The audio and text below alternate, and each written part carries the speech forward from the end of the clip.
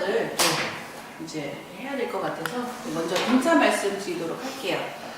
저희는 이제 오늘 이스페셜리스트하고 MSG하고 함께 융합으로 예비 초등 설명회를 같이 드리는 자리거든요. 그래서 저는 먼저 이스페셜리스트 원장 미셸 학입니다. 만나서 반갑습니다. 저희가 1차 설명회를 10월에 한번 진행을 해서 어머님들이 많이 다녀가셨어요. 그래서 오늘 또 2차 설명회, 지난 1차 설명회 때 못 뵌 어머님들하고 그리고 새로 이제 어머님들이 예비 초등 어떻게 준비해야 될지 많이들 문의가 있으셔서 저희가 이렇게 조금 이제 어머님들 안내를 이런 2차 설명이 있다고 드리고 오늘 자리를 마련하게 됐는데요. 어머님들 요즘에 이제 곧 우리 아이가 1학년이 된다라는 마음에 조금 많이 마음도 분주해지고 막 여기저기 뭐 상담도 다녀보시고 그러고 계시죠? 네. 영어 상담도 상당히 많이 들어오고 그리고 어머님들이 이제 여러 가지 질문을 많이 하세요. 지금 수능이 영어 절대평가가 됐는데 그러면 과거에 아이들이 영어 공부한 거랑 좀 많이 달라지지 않을까요? 그러면 지금 아이들 우리 예비 초등은 영어 교육을 어떻게 시켜야 할까요? 하고 질문을 굉장히 많이 해주세요. 근데 이제 여러 가지 저희가 말씀드리고 싶은 거는 우리 아이가 이제 초등이긴 하지만 이제 긴 시간 남아있잖아요. 그래서 전체 로드맵을 어머님들이 사실은 예비 초등 어머님께 전체적인 큰 그림을 보고 교육을 잡으세요 라고 말씀을 드리면 우리 아이가 첫 아이인 경우에는 그 이야기가 사실 잘 안 들어오세요. 혹시 지금 우리 아이가 첫 아이인 어머님 계세요? 우리 애가 큰 아이다. 아니면 우리 애는 혼자니까. 예. 아니면은 이제 저희 어머님들께 이제 저도 이제 상담을 많이 하다 보면 이런 어머님이 계세요. 최근에 큰 아이가 고, 둘째 아이가 중, 셋째 아이가 이제 예비 초등인 거예요. 그래서 고중초 어머니라고 이제 불러드리는데 이런 어머님들하고 상담을 할 때랑 이제 첫 아이를 두신 어머님들하고는 굉장히 오가는 질문이 다릅니다. 그래서 여러 가지 질문을 종합해 봤을 때 첫 번째 어머님들이 가장 많이 주시는 게 선생님 수능이 이제 절대평가로 가니까 영어를 그렇게 영어답게 하는 영어를 굳이 안 해도 되지 않을까요? 그냥 내신 준비만 하면 수능 조금 준비해가지고 다 되는 거 아닌가요? 이런 질문을 하는 어머님이 계시고요. 그리고 우리 아이 지금 영어를 굉장히 많이 했는데 3학년, 4학년에 영어 유치원도 나왔고요. 3학년, 4학년을 굉장히 많이 했는데 갑자기 아이가 이상해요, 선생님. 아이가 학원을 가지 않겠다고 해요. 그래서 3학년, 4학년 아이들 친구들 중에서 지금 영어 학원을 굉장히 많이 쉬고 있는 아이들 그리고 요즘에 트렌드라고 하는 영도를 다니는 아이들이 많아요. 그래서 그 어머님들이 이제 더 이상 영어 이제 숙제해라 뭐해라 하는 것도 힘들고 그러니까 그래도 가까운 영어 도서관이라도 가봐라. 영어를 쉴 수는 없으니까. 그래서 굉장히 많은 아이들이 영어 도서관을 다닌다고 해요. 그래서 그 어머님들이 또 상담을 오세요. 영어 도서관을 보내보니까 어머님들이 대부분 많이 느끼시겠지만 영어 도서관에서 이렇게 막 상담하실 때 지금 우리가 가장 공통적으로 느끼는 건 우리 아이들이 영어를 또는 독서를 할 수 있는 시간 자체가 너무 없다는 거예요. 이거는 영어 독서뿐만 아니라 국어 독서. 그래서 어머님들이 가장 느끼는 건 그래, 독서가 가장 중요하니까 영어 도서관을 다녀봐. 책을 많이 읽어야지 하고 보내보세요. 근데 사실상 우리가 여기서 생각을 해봐야 될 거는 여기가 만약에 미국이라면 미국에서는 학교에서 영어를 쭉 공부하다가 좀 깊이 있는 책을 많이 읽기 위해서 영어 도서관을 가는 게 사실이에요. 그리고 학교에서도 책을 굉장히 많이 읽습니다. 그래서 아이들이 책을 읽으면서 어떤 활동을 해야 될지를 어느 정도 선생님들이 가이드라인을 굉장히 꼼꼼히 주신 상황에서 아이들이 영어 도서관을 가요. 그래서 깊이 있는 독서를 할 수 있는데 지금 영어 도서관을 너무 오래 다닌 아이들 중에서 나타나는 현상이 하나 뭐냐면 감은 굉장히 좋아요. 독서들을 굉장히 많이 했는데 실질적으로 이 책에 대해서 이해도가 너무 많이 떨어져요. 그러니까 아이들이 두꺼운 책도 많이 읽어봤다고 하거든요. 너 무슨 책 읽어봤니? 그럼 선생님 저 이런 책 읽어봤어요. 하지만 우리가 책을 통해서 얻어야 할 기준은 선생님은 사실 학원에서는 이 정도 잡고 있는데 아이들이 영어 도서관을 통해서 얻을 수 있는 거는 그거의 한 절반 정도밖에 못하고 지나가는 경우가 많아요. 그래서 어머님들이 영어 도서관을 보내보니까 영어 책을 많이 읽어서는 좋은데 솔직히 꼼꼼한 관리는 안 되는 것 같아요. 그래서 우리 아이가 지금 영어 실력이 너무 많이 떨어진 것 같아요 라고 이야기하시는 어머님도 계세요. 그리고 이제 여러 아이들 통해서 보면 우리 아이가 외국에서 2년 동안 공부를 하고 온 리턴이에요. 선생님 4학년 5학년 또는 5학년 6학년 그래서 중학교 가서 영어를 크게 어려움 없이 했어요. 근데 고등학교 갔어요. 근데 갑자기 그래도 자사고를 갔습니다. 근데 내신이 선생님 안 나와요. 우리가 이야기하는 고등학교의 내신은요, 여기에서는 고등학교 내신은 영어 점수를 93점을 받게 되면 내신이 3등급이에요. 93점이. 그렇기 때문에 1등급을 받기 위해서 무조건 199, 98. 그래서 영어에 대한 정확성을 굉장히 아이들이 많이 키워놔야 돼요. 지금 중학교만 해도 아이들이 이런 이야기를 많이 하는데 중학교 내신을 살펴보면 아이들이 선생님, 이 아이도 이제 대표적인 케이스인데 이 친구도 캐나다를 2년 다녀왔어요. 5, 6학년. 그래서 지금 8학년 1학기까지 하다가 그리고 한국을 왔는데 지금 한국에 와보니까 아이들이 수학을 굉장히 많이 해놨잖아요. 근데 자기는 영어는 많이 했는데 수학을 너무 많이 안 해놨고 그리고 어머님이 결정적으로 수학 선생님이세요. 그러다 보니 막 수학을 해야 된다고 아이들한테 막 하니까 이 아이가 처음에는 수학학원을 다니고 이제 ILE를 갔어요. 근데 아무리 해보려고 하니까 두 개가 병행이 안 되는 거예요. 너무 한국의 중학교 생활이 힘든 거예요. 그래서 도저히 안 되겠다. 영어를 포기를 하고 수학만이라도 해야겠어 하고 저한테 가끔 와요. 왜냐면 제가 이 친구를 공부시켜서 캐나다를 보낸 케이스거든요. 선생님 저 지금 이렇게 공부하고 있는데 제가 과연 잘하고 있는 걸까요? 하고 물어봐요. 그래서 그럼 너 내신을 어느 정도 이번에 받았니? 하고 물어봤거든요. 중2 친구인데 저 한 내신 93점 나와요. 근데 제가 작년 대비 그리고 그 전에 대비 수능 문제를 다 풀어봤을 때는 거의 다 맞거나 하나 틀려요. 저 선생님 괜찮죠? 라고 물어봐요. 근데 제가 얘기해 줄 수 있는 건 괜찮지가 않아요. 사실 중학교 때 내신을 93점을 받는다는 거는 고등학교 때 가서 거의 3등급 안에 3등급, 2등급 정도밖에 받을 수가 없어요. 지금 중학교 친구라면 사실 내신을 98, 99, 100을 찍어야 돼요. 무조건. 98, 99, 100을 찍고 있다가 그렇게 관리하다가 고등학교를 가야 거의 힘들게 그것도 쉽지 않게 1등급을 받을 수 있다는 거죠. 그래서 어머님들이 생각이 굉장히 많으세요. 그러면 영어를 도대체 저학년 때는 어떻게 신겼다가 그리고 초등학교 고학년 때는 어떻게 또 바꿨다가 중학교 때는 어떻게 하고 그럼 고등학교 때는 어떻게 해야 될까요? 굉장히 막 복잡해지는 거죠. 생각이. 정보가 많으면 많을수록 지금 어머님들의 생각은 더 복잡해지세요. 그래서 저희가 오늘 이렇게 얘기하는 거는 이제 좀 이따가 말씀을 드리겠지만 사실 상위권을 진입하기 위해서는 영어를 밑바탕으로 준비를 해서 그걸 수학과 과학 그리고 독서로 연결시키는 요렇게 밸런스가 맞춰지셔야 돼요. 이걸 맞출 때 이야기를 할 때 저는 좀 어머님들께 역설적으로 들릴지 모르겠지만 과거에 우리가 7년, 6년 전에 영어를 공부했던 만큼 그때 어떻게 공부를 했냐면 대부분의 아이들이 외고를 가서 좋은 대학교를 가는 이 코스를 많이 밟았거든요.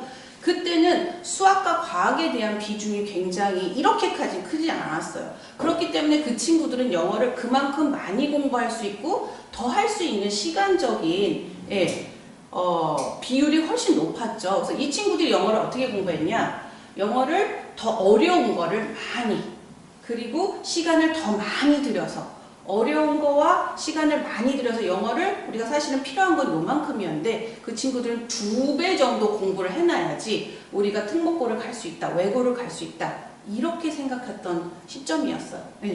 근데 지금은 어머님 보시겠지만 한 3, 4년 전부터 문과의 정원은 계속 줄어들고 있고 이과의 정원은 계속 늘어나고 있습니다. 이거는 시대가 요구하는 변화예요. 그래서 제가 계속 아이들을 여기서 8년 이상 진학 상담을 해오고 있지만 3년 전까지도 영어를 먼저 스케줄을 잡으시고 그리고 수학, 과학을 잡으셨어요. 근데 지금은 이런 시대적인 요구 상황에 의해서 아이들이 중학교 때 급 문과에서 이과로 턴하는 아이들도 많고요. 아니면 일찌감치 나는 이과를 가야겠다 해서 초등부터 쭉 준비해오는 친구들이 더 많아지는 거예요.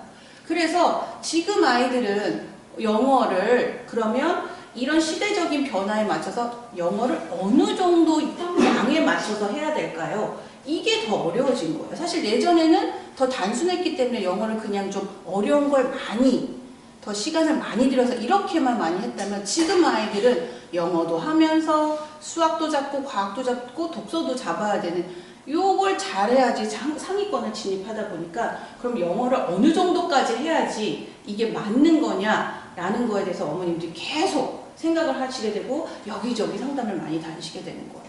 그래서 그거에 대해서 저희가 좀 오늘 어머님들께 많은 걸 이야기를 사실 드리고 싶었어요. 사실 지금은 그래서 시대적으로 융합의 시대예요. 그래서 과거의 아이들이 공부했던 방법과는 다르게 새로운 패러다임 또는 멘토를 찾으셔야 돼요. 우리 아이의 멘토는 과연 누구일까를 생각하시면서 아이의 진로 계획과 상담을 하시는 게 맞는 것 같아요. 그냥 모든 아이들이 이 학원이 좋다니까 이 학원 한번 가보고 그리고 저 학원이 좋다니까 저 학원 가보고 이런 것에서는 이제 그만 탈피를 하셔야 되지 않을까 싶어요. 어머님들이 저희들 공부했을 때는 나의 멘토는 누구셨어요 혹시? 대부분 나의 멘토는 저희 시대는 그쵸 사촌, 언니, 오빠죠. 그죠? 이렇게 가정 모임을 하면 꼭 이제 엄마가 저는 그러셔서 이렇게 저를 야 누구 언니랑 누구 오빠가 올 거야. 그러니까 그 언니 오빠는 이렇게 공부를 잘하면 언니 오빠니까 꼭 그 언니 오빠한테 가서 좀 질문을 해봐 하고 자꾸 등을 떠미는 거예요. 그러면은 사실 저는 이제 저희 어머님이 너무 늦게 나셔가지고 그 언니 오빠랑 저랑 나이 차이가 한 열 몇 살씩 나요. 한 10살 최소 12살 차이 나요. 그러면 제가 그분한테 던질 수 있는 질문이라는 건 얼마나 유치한 질문이겠어요. 그분이 그 질문을 받아들이면 오빠 뭐 이건 이런 건데 어떻게 할까요? 막 그러면 그래? 공부 잘해라. 이렇게 그냥 그 말 한마디 들으러 그렇게 어머님이 등 떠미는데 그게 너무 싫더라고요. 그래서 지금 어머님이 다 같은 비슷한 경험이 있으실 거예요. 아마. 다 주변에 보면 엄마 아빠가 얘기하시는 게 우리 그 친척 중에서 공부 잘하는 언니 오빠들 이야기를 많이 해서 거기 가서 물어보라 이런 얘기를 해주셨을 거예요.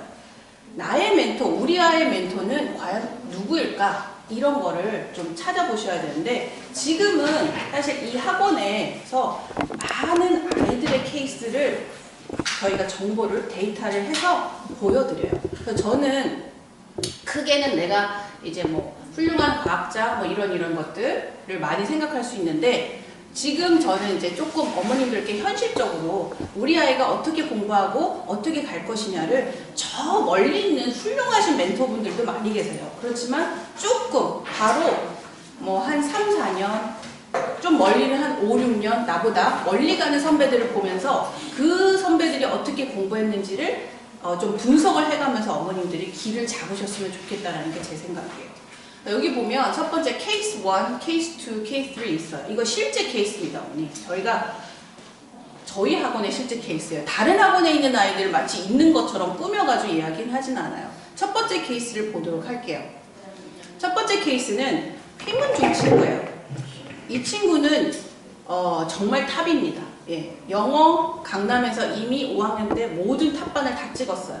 이 친구의 꿈은 의대예요. 의사가 되는 게 꿈이에요. 그래서 일찌감치 5학년에 KMO 준비를 들어갑니다. 그래서 그 KMO 준비를 하면서 영어를 5학년 때부터 중단을 해요. 한 5학년 2학기라고 보시면 돼요. 왜냐면 보통 KMO 준비를 들어가면 매스 올림피아드 들어가면 6학년에 시범적으로 한번 시험을 보고 그죠? 그리고 7학년 우리가 이야기하는 중1에 그게 진짜 본시험이에요. 그래서 그때 한번 수상을 해야지 내가 무엇을 할 수 있다. 그리고 중2 때는 우리가 뭘 해야 되냐면 물어를 한번 보든지 화어를 한번 보든지 또 한번 보고 또 내가 조금 뭔가 근접하는 점수다 수다. 그럼 최소 중3에는 뭔가 하나 또 수상을 해야 돼요. 이 아이들이 보통 이런 케이스를 드는데 대표적으로 이과 케이스예요. 근데 이 친구가 영어는 어떻게 공부했냐? 탑을 초등학교, 그러니까 유치원 때부터죠. 0년부터 쭉 해가지고 올라오다가 한 4학년부터 토플 중심의 수업을 했어요. 토플 중심의 수업을 해서 이 친구가 그러고 나서 영어를 중단했잖아요. 그 6학년에 가서 아 그래 이제 중학교 가니까 문법을 들어야 돼. 그래서 겨울방학 때 문법을 어머님들이 보통 이야기는 한 번 돌린다를 들었어요. 지금 그러고 있다가 이거 뭔가 이상한데? 그렇다고 지금 KMO 준비를 해서 이 친구는 2차를 붙었습니다. 그래가지고 그렇다고 지금 KMO 지금 2차 막 하고 있는데 영어를 뭐 어떻게 더 할 수는 없고 딱 의뢰가 들어요. 선생님 저희가 팀이 있습니다. 이 팀을 위해서 선생님이 딱 맞춤 수업을 주세요. 그럼 이 어머님들이 자기 아이들이 영어를 어떻게 공부했는지를 교재들을 쫙 하고 히스토리를 깨고 있으세요. 이거 우리 안에 이거 공부해봐 이거 했어요. 그래서 이 정도는 될 거예요. 선생님 봐주세요. 테스트 해주세요.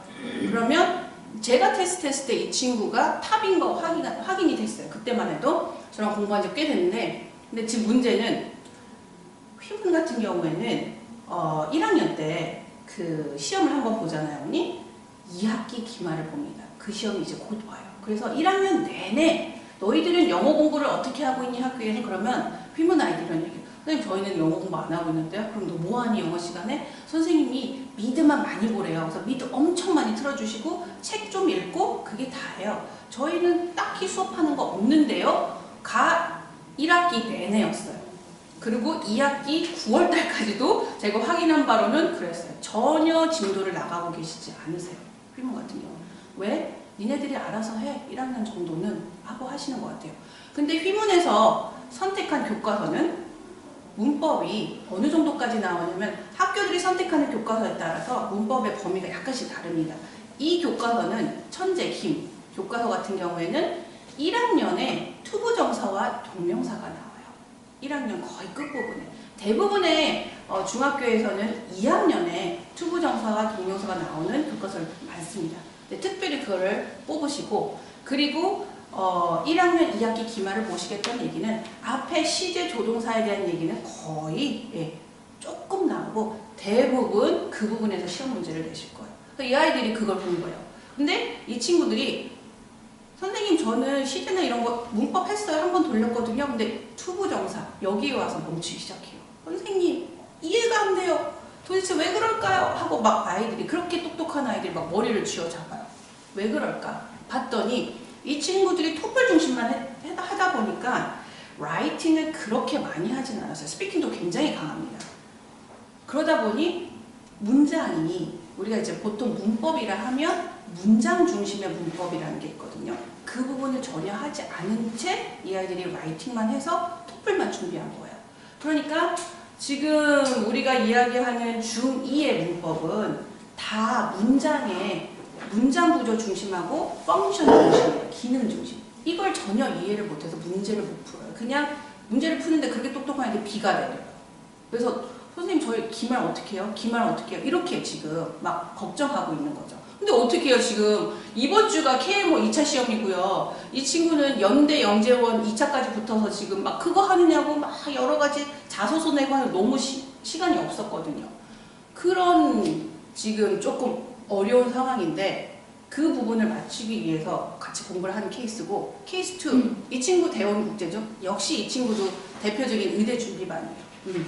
그리고 이 친구 정교 상위권입니다. 여긴 2학년이기 때문에 여긴 1학년 아직 점수가 안 나왔죠. 이 친구 정교 상위권이에요. 역시 이 친구도 똑같이 영어를 아주 어렸을 때부터 잘하다가 4학년 때부터 토플 중심을 했어요. 그리고 화학 올림피아드도 보고 저는 의대를 갈 겁니다. 이렇게 얘기했어요. 역시 같은 문제예요. 토플 중심 수업을 들었던 친구들은 감이 굉장히 좋아요. 그런데 정확성이 굉장히 떨어져요. 이 친구도 역시 같은 문제에 봉착했어요. 2학년 때.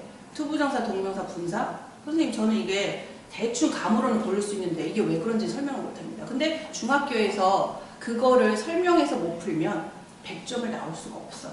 100점을 받을 수가 없어요. 그러니까 이 친구가 계속 그걸 갈고 닦는 거죠. 결국 고등학교에서 이 정도의 감 정도는 됐는데 정확성이 안 된다면 지금 내신이 불확실한 거예요.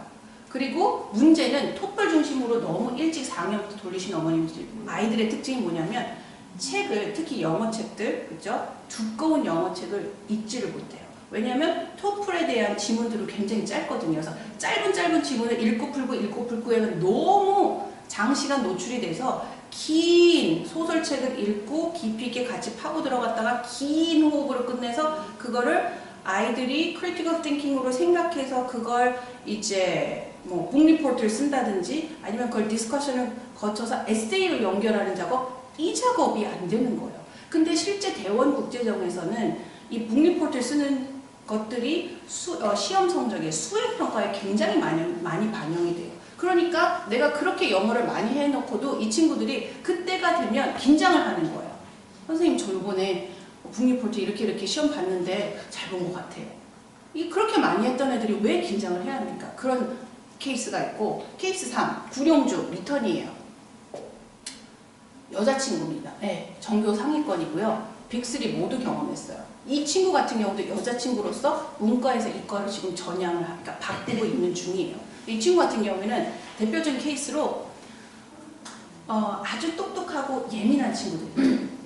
똑똑한데 굉장히 예민해요. 그래서 어머님이 5학년, 6학년 때, 이미 6학년 때 선생님한테 가서 조금 원장님한테 가서 문법 수업을 들어봐라 했는데, 엄마, 난 이제 중학교 될 거니까 내가 알아서 할 거니까 엄마는 나한테 아무런 얘기 하지 마. 그럼 또 어머님이 이야기를 못해요. 애가 너무 예민하니까. 똑똑은 한데, 그래서 그래, 그럼 너 준비될 때 하자. 그래서 어머님이 전화는 엄청 많이 오세요. 선생님, 한 달만 기다려주세요. 한 달만 기다려주세요. 그 한 달을 1학기를 보낸 것 같아요. 그러더니 한 2학기쯤 되더니, 선생님, 친구가 가겠다고 합니다. 잘 받아주세요. 근데 앞에 있는 문법 내용을 다른 친구들 진도를 이만큼 나갔을 텐데 우리 아이 어떡하죠? 제가 한번 볼게요. 보내주세요. 하고 했어요. 근데 이 아이가 그렇게 예민했던 친구가 이제 조금 마음의 문을 여는 거예요. 문법을 듣고 그리고 하면서. 근데 특징이 뭐냐면요. 이런 상위권 친구들은 같은 학교 친구들이 있는 걸 싫어해요. 이 반은 다 보면 학교들이 다 다르죠. 학교가 다 탑들은 다른 학교 아이들의 수업을 좋아해요. 자기네 학교에 같은 학교의 친구들이 너무 모여있는 걸 싫어합니다. 그래서 이 아이가 조금 마음의 문을 연 이유는 이렇게 묶여있기 때문에 학교들이 다 달라요. 그리고 이 아이들이 다 상위권이에요. 그러다 보니 자기 학교의 상위권에 대한 정보들이 오고 가잖아요. 우리 학교는 이렇게 보고 요번에 이런 걸 했는데 아이들이 이렇더라. 그러니까 이 친구도 자기 학교에 대한 얘기를 하죠. 우리 학교는 지금 이렇게 하고 영어를 이렇게 했는데 학교에 이런 게 있고 이렇더라. 그렇게 되더라고요. 그래서 특히 예민한 아이들, 똑똑한데 예민한 아이들이 간혹 자기가 하겠다고 막 해놓고 중2 되면 갑자기 발등에 불이 떨어지면 어찌할 바를 모르는 경우가 있어요.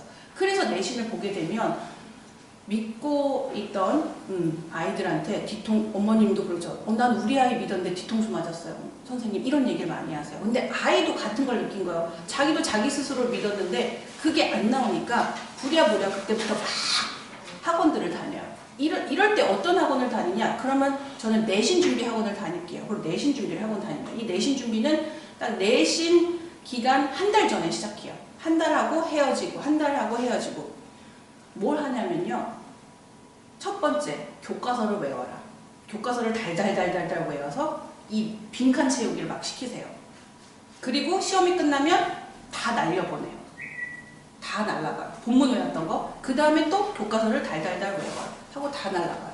이 친구가 그런 걸 하다가 100점이 아무리 외워도 안 나오는 거예요. 하나는 꼭 틀려요. 그래서 와서 너의 문제는 넌 지금 암기로 지금 영어 과목을 네가 똑똑하니까 암기 과목을 영어를 이렇게 전락시킨 거예요. 그래서 그렇게만 하다 보니까 지금 문법을 응용해서 풀어야 되는 문제는 전혀 못 푸는 경우가 많아요. 대부분 다음 중 틀린 것 중에 틀린 것을 모두 고르시오 라든지 맞은 것을 모두 고르시오, 이런 문제가 나오면 아이들이 이 모두 고르시오에 굉장히 많이 틀려요. 이게 2개인지 3개인지. 이 문제가 대표적으로 본문을 외워서는 해결될 수 없는 문제예요. 그래서 이렇게 3가지를 모두 보면 어머님들이 공통적인 것들을 찾으실 수 있으실 거예요.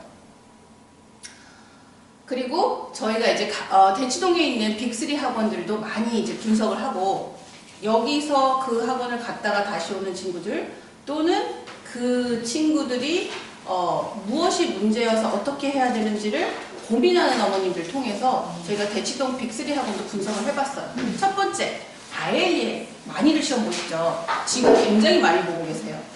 미국 교과서를 선행을 합니다. 근데 과거에 비해서는 교과서가 굉장히 많이 쉬워졌어요. 그래서 할만하다가 지금 IELTS 특히나 예비초 어머님들이 많이 느끼시는 거고, 근데 이제 이 할만하다가 소셜 스터디하고 사이언스에서 나오면 시험을 봐야 되는데 아이 혼자서는 소셜 스터디 사이언스 내용을 정리를 못해요.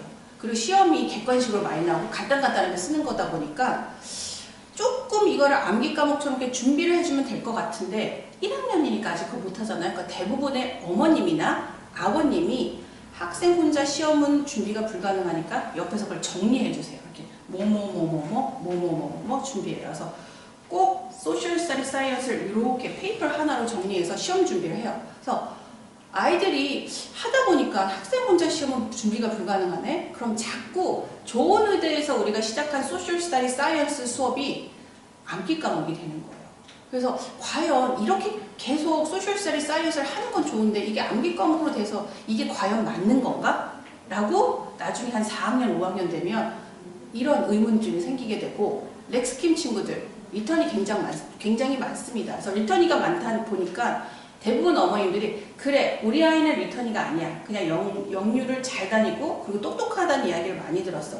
근데 우리가 리턴이 아이들하고 많이 수업하다 보면 우리 아이가 굉장히 똑똑하다는 걸 증명하는 게 아닐까라고 생각해서 시작들 하세요.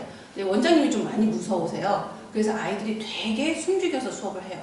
그리고 이 렉스킴 같은 경우는 중학교 내신은 절대적으로 알아서 해야 돼요. 본인이 알아서 해야지 그 부분에 대한 거는 책임을 지지 않습니다. 예전에 저희 학원에 다니는 형이 렉스킴을 5학년 때부터 다녀서 중2가 됐어요. 그때 이 대치동에서 탑반이라는 가장 똑똑한 아이들이라는 그룹에 들어간 거예요. 근데 어머님 오셨어요. 어느 날 조용히 저를 부르세요. 선생님 잠깐 상담 괜찮을까요? 예요. 말씀하세요. 근데 우리 둘째 얘기는 아니에요. 그러시는 거예요. 그래서 아 그래요? 큰애 얘기예요? 그래서 몇 학년인데요? 뭐 이렇게 얘기했어요. 중2래요. 근데 내신이 근데요 70점밖에 안 나와요. 선생님 어떡해요? 그래서 어머니 문법 안 시키셨어요? 아니요 문법도 3번이나 돌렸어요. 근데 계속 안 나와요. 그래서 제가 그랬어요. 어머니 분명히 이거는 그 전에 충분히 어머님이나 아이가 느낄 수 있는 어떤 시그널이 있었을 텐데 그걸 어머님이 지나가셨어요. 왜 그냥 두셨어요? 왜냐하면 우리 아이를 여기서 빼면 우리 아이가 이 탑반에서 빠지는 거잖아요. 그럼 어떡해요? 그렇기 때문에 자존심 상해서 못 빼요, 선생님. 이건 진짜 너무 중요한 문제예요. 저희 보고 우리 애 보고 죽으란 얘기예요. 이렇게 말씀하셨거든요. 근데 그 친구가 고등학교를 갔어요. 어떻게 됐을 것 같아요? 그냥 무너졌어요. 바닥이에요, 바닥. 그 친구는 지금 현재.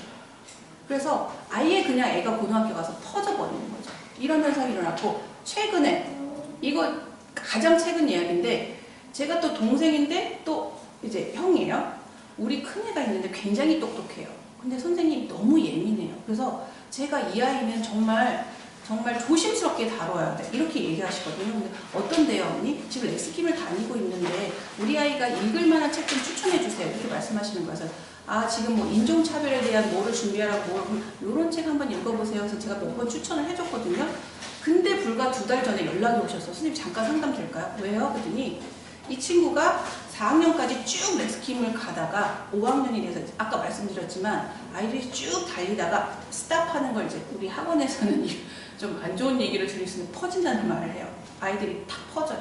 학원 나 엄마 못 가겠어 더 이상. 올 학원 스탑. 그래서 집에서 영어책만 계속 읽었어요. 이 친구는 여름 방학마다 2달 동안 계속 미국을 갔었어요. 왜냐하면 어머님이 저한테 이렇게 얘기해요. 얘는 중학교 때 미국을 보낼 겁니다. 저는 우리나라 교육은 안 맞는다고 생각해서 보낼 거기 때문에 그래서 얘는 렉스킴 다니는 거예요. 라고 저한테 얘기하셨거든요. 오셔가지고 아무래도 진로를 바꿔야겠어요. 어떻게 바꾸셨어요, 어머니? 이제 미국은 안 가고요. 대신 제주도에 있는 국제학교를 가려고 하는데 시험을 준비해야 되는데 원장님 좀 시험 준비를 해주세요. 에세이 준비 좀 해주세요. 그래서 에세이 준비를 시켰어요. 근데 아이가 너무나 제가 생각했던 것보다도 너무 리딩도 못하고 아이가 너무 지금 그러니까 제가 생각했던 건 이거거든요. 근데 너무 미친 거여서 어머님한테 물어봤어요. 도대체 몇 개월 쉬었나요? 한 6개월 쉬었는데요. 그리고 여름방학 때는 미국도 갔다 왔는데 왜요? 그러시는 거예요. 이 아이가 생각보다 리딩에 대한 정확성이 이만큼 떨어지고 보캡의 정확성이 이만큼 떨어져 있어요. 그래서 에세이는 제가 막 가르쳐서 지난주 토요일까지 에세이 썼는데 굉장히 에세이는 통과할 것 같아요. 근데 문제는 지필이에요. 이 친구가 본 테스트가 100점 만점에 보통 상위권이라 하면 보통 2학년 정도면 SSAT를 준비를 시키거든요. 중학교로 가야 되기 때문에 시험 보는 건 중학교이기 때문에 그래서 SSAT는 100점 정도, 100문제에 100점이라고 보시면 돼요. 상위권이라 하면 72점 정도가 나와야지 정말 무난하게 통과할 수 있는가. 정말 어떤 아이들이 나랑 경쟁자인 어떤 아이들이 와도 붙을 수 있는 점수가 그 점수예요. 이 친구 점수가 57점이에요. 이 친구는 에세이는 붙을 수 있는데 리딩하고 보캡이 안 될 수 있어요. 제가 오히려 더 떨려요. 이걸 어머님한테 어떻게 말씀을 드려야 할지. 저는 얘를 지금 2달 동안 에세이만 가르쳤는데 어떻게 해야 될지. 그래서 제가 이번 주에 계속 불려서 시험 준비를 또 따로 시켜야 되는 거예요. 리딩, 보캡 한번 풀어봐. PI, 리턴이 굉장히 많습니다. 근데 아이들이 청산유수예요. 근데 조금 아무 말 잔치를 많이 하는 경우가 많아요. 숙제는 적지 않은데 라이팅을 안 고쳐주세요. 그래서 영어 실력을 향상이라고 봐야 될까? 잘 모르겠다. 이건 왜냐면 선배들의 얘기예요. 제가 가르쳤던 아이들이 이 세 개를 다 거쳤을 때 PI는 이 중에서 가장 네가 그래도 공부를 많이 했다고 생각되는 곳이 어디야? 라고 하면 어디 뽑을 것 같아요, 언니? 네? 그나마 IL을 뽑아봐요. 왜? 자기주도 학습을 그나마 4학년, 5학년, 6학년 때 여기서 이제 1반, 2반 정도 했던 아이들은 자기주도 학습이 짝짝짝 되는 아이들이에요. 그러니까 자기가 자기 스스로 공부하고 정리하고 해서 그래도 이 세 개 중에 내가 가장 공부를 했다고 생각할 수 있는 곳은 IL이라고 뽑더라고요. 예. 그리고 PI는 그냥 즐겁게 다녔죠. 엑스키면 스트레스가 너무 많았어요. 이렇게 나오죠. 그래서 저희가 봤을 때 이 모든 거를 이제 선배들의 이야기를 봐서 프로그램을 봤을 때 우리가 꼭 해야 될 거. 초등 과정에서 영어로서 우리가 무엇을 해야 되냐를 쭉 보면 첫 번째 리딩. 근데 리딩을 좀 깊이 있는 리딩을 시키세요. 사고력 있는 리딩. 그리고 그게 라이팅으로 가면 좋은데 이 라이팅으로 가기 전에 문법을 해야 되는데 어머님들이 생각하는 우리 중학교 내신의 문법이 아니라요.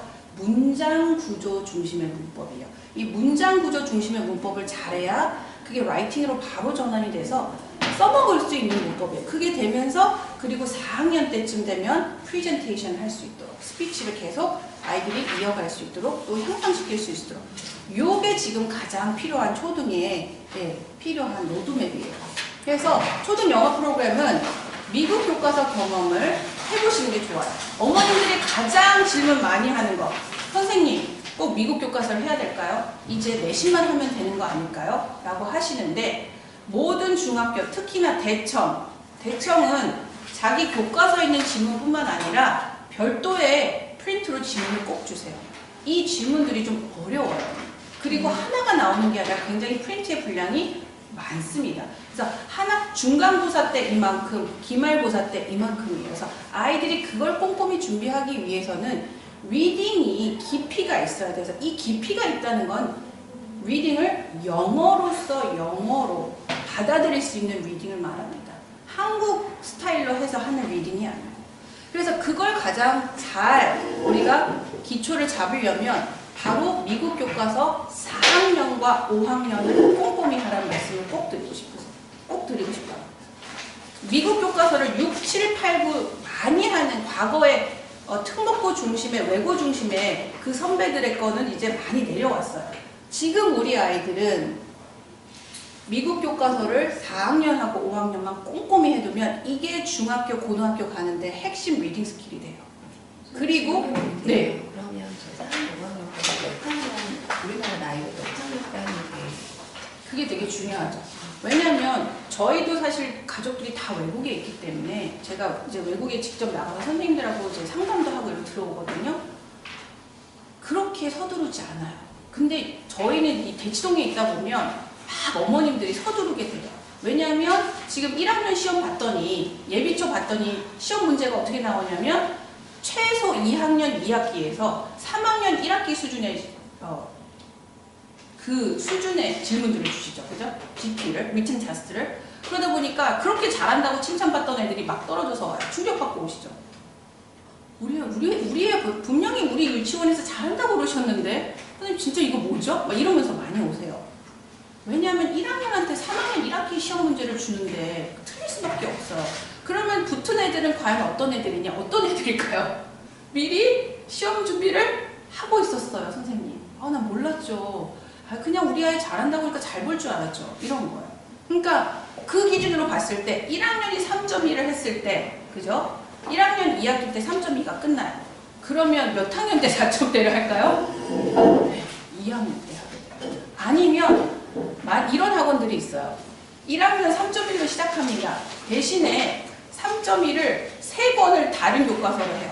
3.1, 3.1, 3.1, 3.2, 3.2, 3.1 이렇게 해서 가겠다는 거예요. 그래서 4학년을 간다는 거예요. 근데 과연 될까요? 저도 저희가 외국인학교 친구들 많이 가르치지만 외국인학교 친구들도 이렇게까지 선행을 안 합니다. 하루 종일 영어 써요. 하루 종일 쓰는데 우리가 선행은 최대 1년. 1년을 했을 때가 가장 효과적이에요.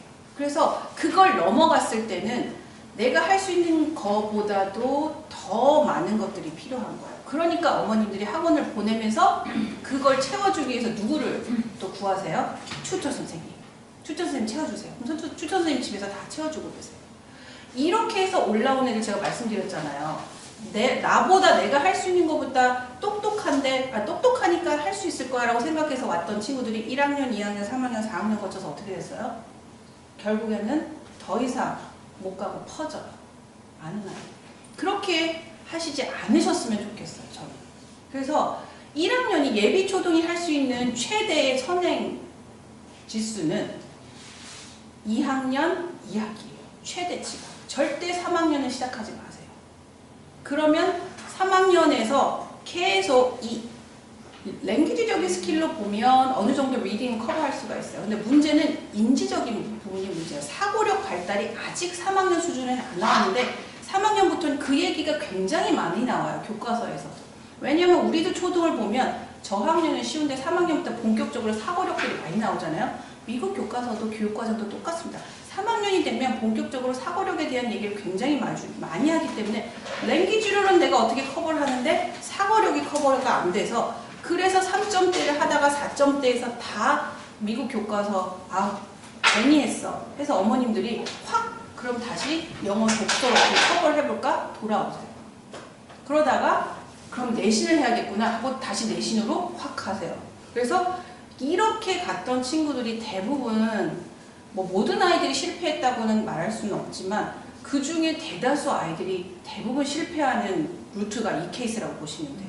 이렇게 달렸다가 이쪽으로 확 영도로 뺐다가 확 내신으로 갔다가 그러면 이 아이가 결국 상위권 아이냐? 그냥 영어 조금 잘하는 아이예요. 사실 저희가 평가하기에 나중에는 중학교 가서 만나면 그냥 조금 영어 잘하는 아이 그닥 눈에 띄지 않는 아이 이 정도로 남게 된다고 보시면 돼요. 그래서 그렇게 되지 않기 위해서 조금 우리 아이가 정말 제대로 뭔가 진로를 확실히 잡고 어떤 걸 할 건지를 목표를 뚜렷하게 잡기 위해서는 조금 어머님들이 템포를 너무 빨리 가시지 마시고 적당히 이 4학년, 5학년은 4학년은 3학년에 할 수 있었으면 좋겠고요. 5학년은 4학년에 할 수 있으면 정말 좋겠습니다. 라고 제 얘기예요. 그리고 꼭 잊지 마세요. 여기다가 플러스 다양한 영어 독서 경험이 있어야 돼요. 그래서 4, 5학년 때 일찌감치 막 커플 학원으로 빼세요. 그래서 막 문제 푸는 것만 하는데 그렇게 했던 아이들이 이 영어 독서 경험을 대부분 놓치고 가는 케이스가 많아요. 소설책 못 읽습니다. 그러면 중학교 가서 뭔가 깊이 있는 독서 활동을 할 수가 없어요. 그러니까 이 4학년, 5학년의 속도를 유지하면서 영어 독서 경험이 있어야 되고요. 그리고 그 영어 독서 경험이라 함도 픽션과 non-픽션을 적절히 장르를 균형을 맞춰서 익혀주시고요. 그리고 문법을 꼭 쓰기 중심을 할 수 있는 문장 구조의 문법을 해서 라이팅 넣어주시고 그리고 이 G4부터는 프레젠테이션을 많이 조금 어느 정도 넣어서 할 수 있는 이런 로드맵을 짜시는 게 가장 맞는 것 같아요. 그래서 초등 저학년은 미국 교과 2.2가 최대고요. 그리고 우리 아이 영어를 일찍 안 했는데 어떡할까요? 이런 친구들도 잘할 수 있어요. 제가 아까 말씀드린 계속 4라는 걸 많이 강조하고 있죠. 이 4학년이 인지적인 측면이 어느 정도 완성되는 시기예요. 그래서 어떤 책도 보면 이런 게 있어요. 초등학교 4학년에 모든 것이 결정된다. 이런 뭐 학습 전략 책 보면 그런 거 많이 나와 있죠. 실제로 다 결정되는 건 아닌데요. 약간 한 반 정도는 결정돼요. 반 조금 이상. 그래서 그때 아이들이 4학년 때 뒤집을 수 있는 시기가 오는 거예요. 그래서 영어 유치원을 안 다닌 친구인데도 불구하고 4학년 때 영어 유치원 2년차, 3년차 다닌 친구만큼 역전해서 올라오는 아이들이 많습니다. 학원마다 4, 5학년 때 뒤집혀요. 그래서 그 아이들이 오히려 나중에 상위권으로 진입하는 경우도 되게 많아요.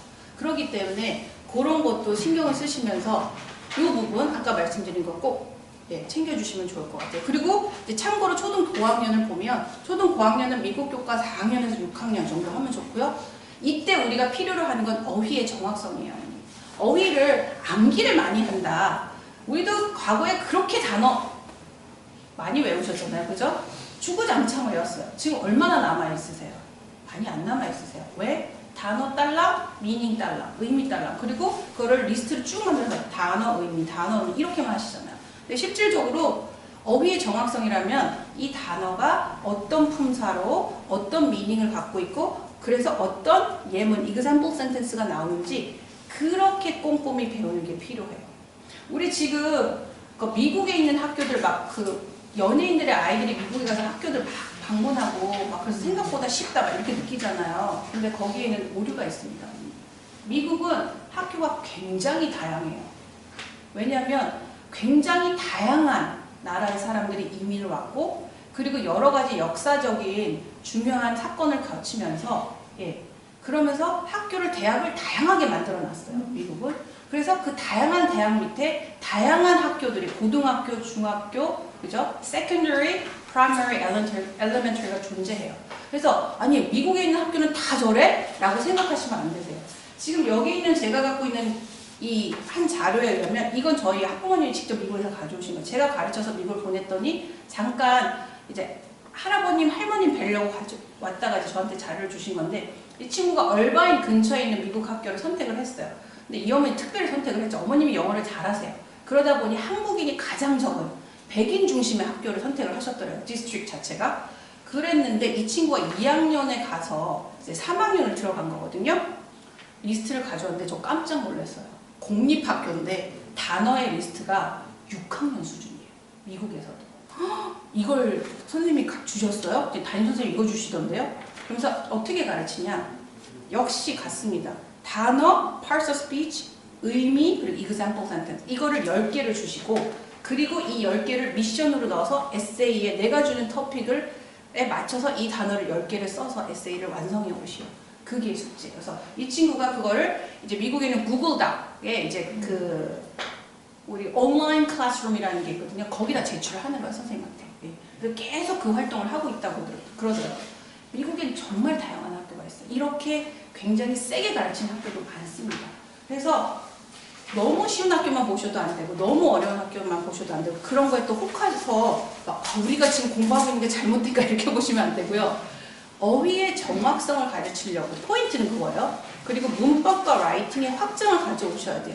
이 어휘의 정확성을 이용해서 확정하는 거예요. 그냥 아이들이 에세이를 굉장히 길게 썼는데 단어가 이런 단어가 안 나오는 아이들도 많아요. 그런 에세이는 사실 상위권에 진입하기 어려운 에세이예요. 그래서 단어를 쓰면서 할 수 있게끔 그리고 프리젠테이션. 그래서 저희는 이 스페셜리스트를 이제 간단히 소개를 드리면 저희는 미교 수업을 실제 미국 교실처럼 이제 가르치는 걸 목표로 해요. 그래서 단어를 가르치더라도 이렇게 가르쳐서 저희도 보냈거든요. 그러니까 어머님이 실제로 미국 가서도 이렇게 비슷한 수업을 만나보시고 만족해서 가져다 주신 자료예요.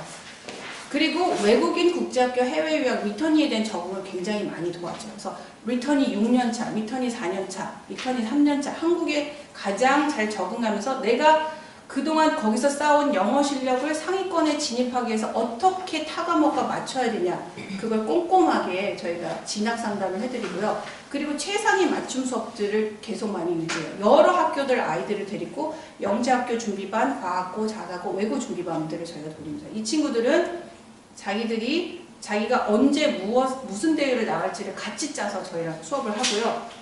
그리고 마지막이 가장 중요한 것 같아요. 영어 실력을, 영어가 준비된 아이들이 오는 학원이 아니라 영어 실력을 키워주고 완성시켜줄 수 있는 학원을 찾으셔야 돼요. 준비된 아이들만 받는 학원이 아니라.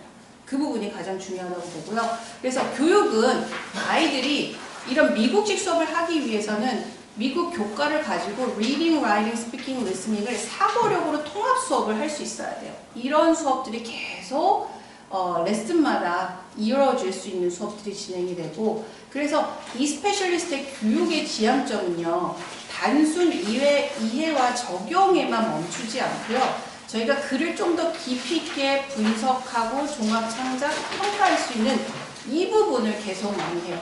결국은 마지막에 영재학교, 이제 과학고 이런 친구들이 가서 그런 아이들이 뛰어나게 평가받는 가장 핵심 요인이 바로 이 부분이에요. 암기를 잘하는 친구가 과연 그 정도 그룹에 가서 잘할까요? 암기를 아무리 해도 소용이 없어요.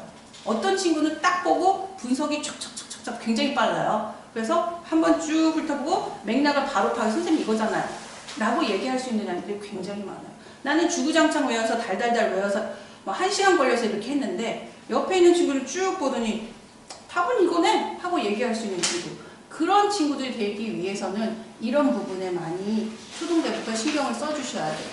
그리고 저희 학생관리 시스템은 리딩은 원어민 수업, 그리고 라이팅은 제 수업. 사실 제가 제 소개를 정말 이제 잘 안 드리는데, 제가 이제 언어학하고 응용 언어학을 했습니다. 그래서 응용 언어학 중에서도 신텍스를 하면 이제 모든 문법의 이론이에요. 이게 지금 응용 언어학이 대표적인 융합의 학문이거든요. 어떤 곳에 많이 쓰이냐면, 이제 어머님들이 네이버에 파파고 같은 번역기 엔진 있잖아요. 거기에 저희가 그 그래머 엔진을 탑재를 해요. 그럼 그 그래머 엔진이 그 컴퓨터에 들어가 있는 여러 통계 돌리는 그 엔진하고 만나서 가장 마지막에 정확한 번역을 줄 수 있는 그런 것들이 제가 주로 관리하는 거예요. 그걸 하다 보니까 제가 예전에 공부했더니 너무 억울한 거예요. 왜 우리는 문법을 이렇게 공부했을까? 왜냐하면 문장의 구조를 배우지 않고 매일 뭐 1형식, 2형식, 왜 1형식, 2형식, 3형식, 4형식, 5형식 이런 거가 생겼는지를 어떤 배경적인 걸 모르는 상태로 달달달 외우기만 했잖아요. 그렇게 달달달 외웠더니 영어를 나중에 그닥 많이 했는데도 불구하고 쓰지도 못하고, 그죠? 스피킹도 못하고, 이래서 결국 갔더니, 그래서 내가 한이 맺혀서 애들은 일찍부터 영어를 시켜야겠다, 이런 게 많은 어머님, 아버님들의 공통적인 상황이잖아요. 그래도 아직도 중학교, 고등학교에서는 그렇게 가르치고 있어요. 그래서 어머님, 아버님들이 특히 아버님들이 고민하시는 게, 가끔 아버님들도 많이 오시는데, 아니 제가 그게 너무 싫어서 그래서 영어를 미국에도 데려갔다가 아이엘리드 보내놨더니 결국 중학교 갔더니 내가 공부한 거랑 별 차이 없이 똑같이 성문, 뭐 기초, 기본 이런 거 하고 있고 똑같더라고요 선생님, 이렇게 얘기하세요. 왜냐하면 그걸 아직도 제대로 가르쳐줄 수 있는 사실 선생님이 없으세요. 그러다 보니 아이들이 문법이 자꾸 암기로 가는 거예요. 근데 저는 그런 문장의 구조를 많이 가르쳐서 그게 에세이로 가는 최저점을 찾아주는 게 제 수업이에요. 그래서 그렇게 시간을 줄여서 아이들이 좀 제대로 할 수 있도록 하는 시스템이 저희 원인 시스템이에요. 그래서 저희는 코티칭 융합관리를 합니다. 제 자체도. 그래서 어머님들이 이렇게 얘기하세요. 아니 그러면 원장님 너무 바쁘시잖아요. 사실입니다. 바쁜 거. 왜냐면 제가 모든 아이들을 꼼꼼히 그걸 제대로 하고 있는지 점검을 하기 위해서는 다 돌아봐야 돼요. 매일 돌아봅니다. 매일. 첫 번째 타임 매일 돌아보고요. 두 번째 타임 매일 돌아보고 세 번째 타임 매일 돌아봐요. 그래서 이 아이들이 잘하고 있는지를 매일매일 점검을 해요. 그래야 어머님께 이 아이가 무엇을 잘하고 무엇을 못하는지를 정확하게 데이터를 전달해 줄 수 있지, 그냥 점수만 보고 그냥 선생님들이 이야기하시고 그리고 그냥 선생님들이 그 아이들을 평가한 거로만은 제가 사실 정확한 진학 상담을 할 수가 없어요. 그래서 저는 제가 아무리 바쁘더라도 제가 그렇게 순찰을 돌듯이 모든 반을 보는 게 가장 시원해요. everyday, 밤에 들어가면 피곤하지만 그게 가장 시원하고 잠을 가장 편히 잘 수 있는 방법이에요.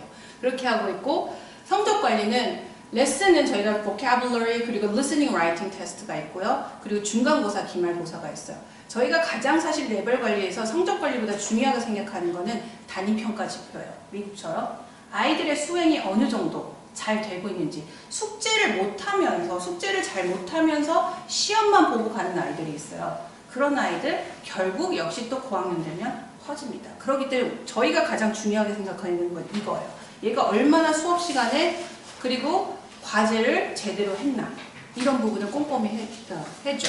그리고 강사 관리는 저희가 경력과 전문성 있는 강사들을 꼼꼼히 체크를 해요. 저는 선생님들하고 같이 코티칭을 하기 때문에 일일이 지적질을 정말 많이 합니다. 저희 선생님들 중에서 저랑 많이 혼나고 한마디로 이제 하다 보면 원장님한테 막 이제 삿대질하는 선생님도 있거든요. 그런 선생님들 과감히 얘기해서 자르는 게 저예요. 아무리 경력이 많아도 이런 코티칭 원장님의 이런 것들을 자기가 제일 잘났다고 하는 저는 강사는 쓰진 않습니다. 그래서 그런 선생님들을 가장 꼼꼼히 교포들도 다뤄서 체계적인 강사 교육 시스템을 많이 해요. 제가 중간에 이제 미국 교과서 에디터로도 오래 일을 했거든요. 그래서 미국에 가서 선생님들하고도 굉장히 일을 많이 했어요. 프로젝트 수업들도 많이 하고. 그래서 실제 강사라 하면, 선생님이라 하면 어떤 자질을 가져야 되는지를 많이 해요. 근데 여기 대치동에 되게 훌륭한 강사님들 많으세요. 똑똑한 강사님들 많으세요. 그리고 아이빌리그 출신 강사님들 되게 많으세요.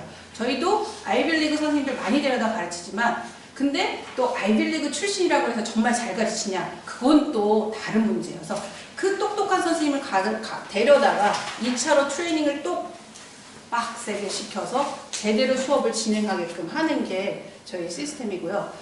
저희가 오늘 이렇게 만나 뵌 거는 이제 예비 초등을 위해서 제가 아까 말씀드렸지만 영어, 수학, 과학을 골고루 융합적으로 잘할 수 있는 아이들을 해보자 라고 해서 저희가 융합 프로그램을 저희가 조금 이 겨울방학에 준비를 해봤거든요. 초등 과정 들어가기 전에. 그래서 특별히 제가 선생님들을 배치를 이렇게 했어요. 융합 과정의 강사들은 아이빌리그 출신 전공자들이에요. 이 선생님들 AP를 가르칠 수 있는 선생님들이에요. SAT와 AP 수업을 하시는 선생님들이 이 초등을 아이들을 위해서 수학과 과학을 가르쳐 주실 거예요. 그래서 선생님은 뉴욕대 출신으로 biology, psychology 전공하신 선생님도 이제 이 College of William Mary 같은 건 미국에서 굉장히 유명한 작은 대학이에요. 작은데 많은 대통령을 배출한 대학이기도 하죠. 거기서 Science and Psychology 전공하신 선생님들이 이 융합 과정을 특별히 맡아주실 거예요. 그래서 영어에 대한 것뿐만 아니라 여러 가지 과정들이 있으니까 보시고 나중에 상담 신청해 주시면 될 것 같습니다. 그래서 저희가 입학 정보와 일정은 설명회를 저희 1차 10월에 한번 했고요. 그리고 오늘 11월에 합니다. 그래서 테스트 예약을 저희가 미리 11월에 이번 주 토요일 날 11월 11일 잡아놓고 있고 예약자들이 지금 많은 걸로 알고 있어요. 그래서 1차적으로는 저희가 해보니까 이 11월에 거의 반배정은 날 것 같아요. 원래 계획은 2차를 12월 초에도 한 번 더 해보자 라고 사실은 계획을 잡았었는데 이게 조금 신청자들이 많아서 요건 좀 힘들 것 같고 반배정을 11월 안에 이번 주 그리고 다음 주 11월 마지막 주까지 해서 마칠 예정입니다. 그래서 어머님께서 관심 있는 어머님들은 요 일정 안에 조금 문의를 해주시는 게 좋으실 것 같아요. 그럼 오늘 저는 여기서 영어에 대한 거는 마치고요. 다음 넥스트 MSG 수학과에 대해서 원장님이 직접 나와서 설명 잘 해주시고 그럼 저는 이만 마치겠습니다. 수고하셨습니다.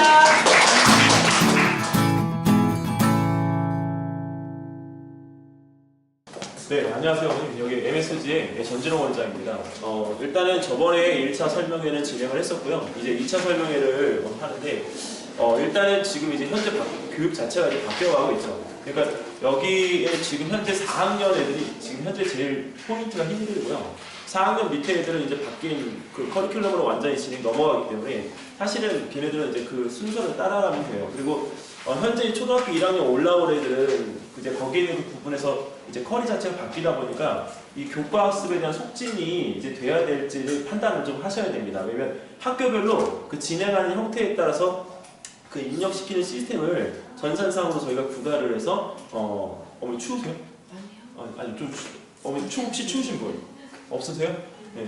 그 전산상으로 이제 구가를 해서 데일리 컨펌을 하기 때문에 아이들이 자기소개서나 이런 것들을 쓰지 않아도 이제 괜찮아요. 그러니까 지금 현재 그 교육부에서 발표되어진 것 중에 그 자기소개서하고 그 학교장 추천을 이제 제외시키겠다라고 이제 하면서 내년에 뭐가 들어오냐면 학교 교사들의 데일리 컨펌이 들어옵니다. 그러니까 나이스에 매일같이 이제 애들을 관찰한 기록들을 이제 올려야 되는 상황이에요. 그러니까 교사의 업무가 이제 가중되는 거죠. 그러니까 사실은 이제 그렇게 되면 속일 수가 없어요. 왜냐면 그 자기소개서에 일단 넣는 내용들이나 이런 것들이 후차적으로 들어가야 되기 때문에 사실은 다르게 좀 적는 경우들도 있지만 그 부분에 대한 것들이 이제 컨펌이 되어진 사항들을 이제 거기에 올리게 되면 이런 대학기관이나 아니면 특모 고등기관이나 이런 데서 아이들을 갖다가 파악을 할 수가 있습니다. 그러면 그 소스만 이게 열어주게 되면 사실은 아이들 전체적인 과정들을 파악을 할 수가 있습니다. 자, 어머님 혹시 이 숫자가 일단은 뭘 의미하는지 한번 알아맞혀 보세요. 이 숫자가 뭘까요? 굉장히 큰 숫자죠. 우리 친구 혹시 이 숫자 뭐 의미하는지 알아? 너라면 맞출 수 있을 것 같은데. 혹시 가늠이 오십니까? 네.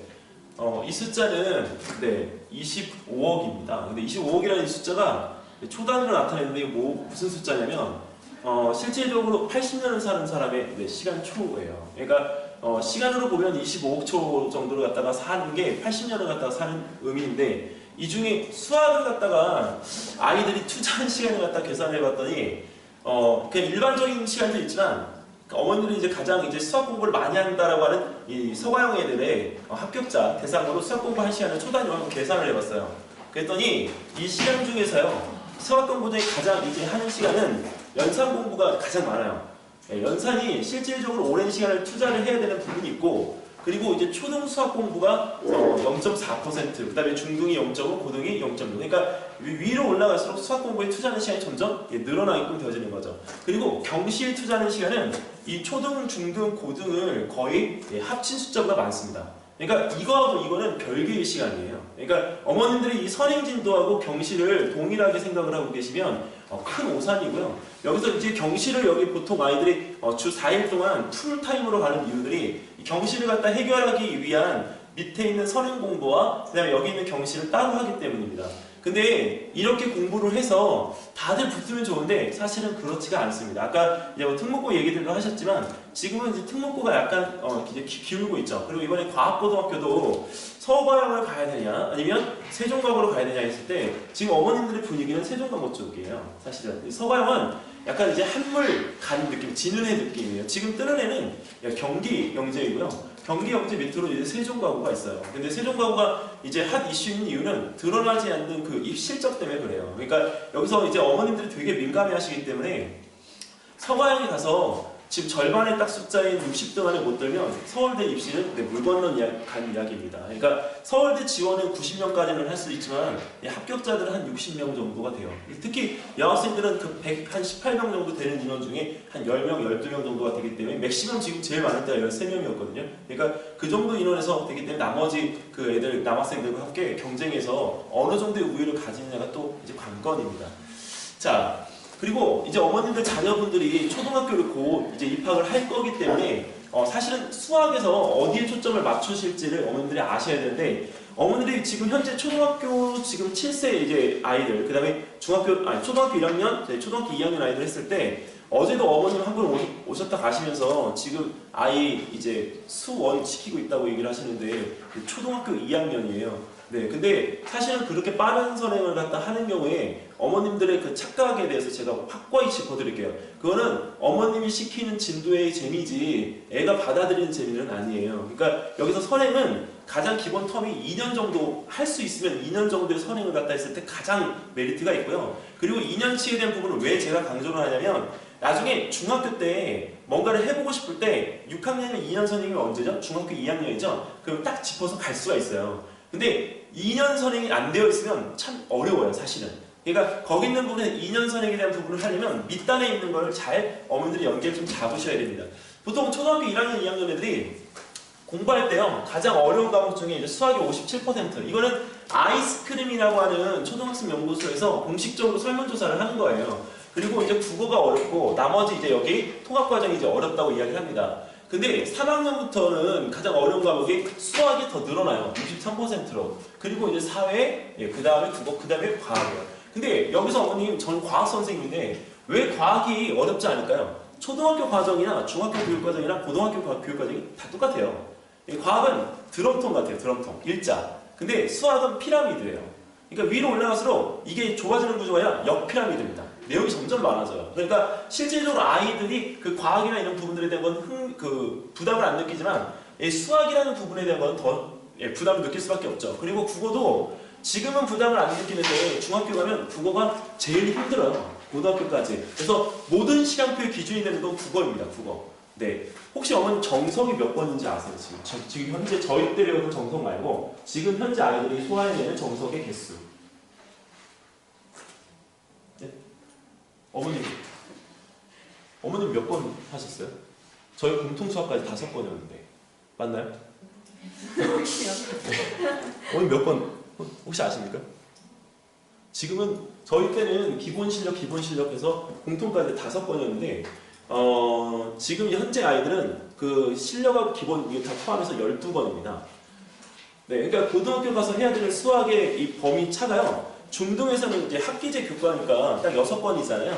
근데 얘네들은 정석이라는 그 교과서의 기본 틀이 두꺼운 게 12번이에요. 그러니까 아이들이 그거를 다 하려면 사실 좀 어렵죠. 그러니까 아이들이 그거를 갖다 하기 위해서 점점 밑으로 내려오다 보니까 지금 제일 머리 터지는 학년이 중학교 2학년이에요. 왜? 내신 해야 되죠? 진도 선행해야 되죠? 입시하는 애들은 또 입시까지 해야 되니까 힘들어요. 그래서 어머님들이 이거를 계획을 잘 짜셔야 되는 게 내 아이가 언제부터 무엇인가를 준비를 할 것인가 목표치에 대한 노드를 잡으셔야 돼요. 그러니까 진도 노드가 아니고요. 목표에 대한 노드를 잡으셔서 시키시는 게 가장 좋습니다. 어머니 구구단 외우는 아이들이 이런 방법들을 갖다가 쓰더라고요. 이거는 실질적으로 구구단을 어떻게 외우는지에 대한 이 방법들을 여러 가지 조사해서 내놓은 표인데요. 교과서에 제시된 거는 2단원이고 5단이 먼저 제시가 됐는데 어떤 이제 학원이나 이런 그 관련된 책들에서는 제일 쉬우니까 5단부터 제시를 해놓고 나중에 2단, 4단, 8단으로 해서 배수로 가르치더라고요. 자, 근데 관련성과 난이도를 갖다가 조정을 하면 2단, 4단, 5단, 3단, 6단 이렇게 해서 가르치는 게 더 좋다라고는 합니다. 자, 그리고 이런 부분에서 연산을 갖다 하게 되면 이제 나중에 어머님들 아시겠지만 혹시 자녀가 연산을 하는데 디귿자하고 U자형하고 기역자 이렇게 하고 있으면 연산을 하는 게 아니고요. 외우고 있는 거예요. 네, 그럼 그 연산은 나중에 실패해요. 왜? 세 자리 숫자가 넘어가면요. 연산이 안 돼요. 그래서 연산 그 법 중에 가장 좋은 건 지그재그해서 나중에 저희가 했던 방법 있잖아요. 좀 시간이 걸리더라도 올리고 내리는 방법을 갖다 이용해서 한 본인이 시간 투자를 하는 게 가장 좋아요. 근데 왜 이게 기억자가 안 되냐면 그거를 한 20몇 가지가 되니까 외워야 되니까 그걸 다 일일이 대입해서 외우는데 기억하는데 시간이 오래 걸리는 거예요. 자, 어머님들이 만약에 지금 현재 초등학교에 입학을 시키시면 자, 어떤 유형의 학부모로서 초등학교를 보내실 건지 한번 골라보세요. 어머님. 선행에 올인하시는 학부모님이 있고요. 현 학년 진도를 유지하시는 학부모님이 있고 사립초등학교를 보내시는 부모님이 계세요. 그리고 이제 타이밍을 포착하려고 이제 기회를 잘 보고 계시는 부모님들이 있는데 혹시 1번을 선택하실 부모님 계십니까? 선행에 올인하실 분. 그러면 현 학년 진도로 학습시키실 분. 어머님은 어떤 선택을 하실 거예요? 네, 어머님 지금 웃으시는 거 보니까 여기 4번을 기다리고 계신 것 같은데 네. 어머님들은 대부분 이거를 고르세요. 근데 어머님들은 2학년 넘어가는 순간 뚝심이 좀 약하세요. 그래서 여기에 다 이쪽으로 올라가세요. 네. 근데 어머님들이 지키셔야 될 거는 1, 2, 3, 4번 어느 것 하나 이제 틀린 건 없습니다. 사실. 근데 애들마다 유형이 다르기 때문에. 근데 거기에 있는 그 부분에서 선택에 대한 타이밍을 잘 포착하셔야 됩니다. 자, 그리고 이제 아이들이 배워야 되는 중심 자체가 수학이나 이런 것도 지필로 이제 쓰는 건 이제 안 해요.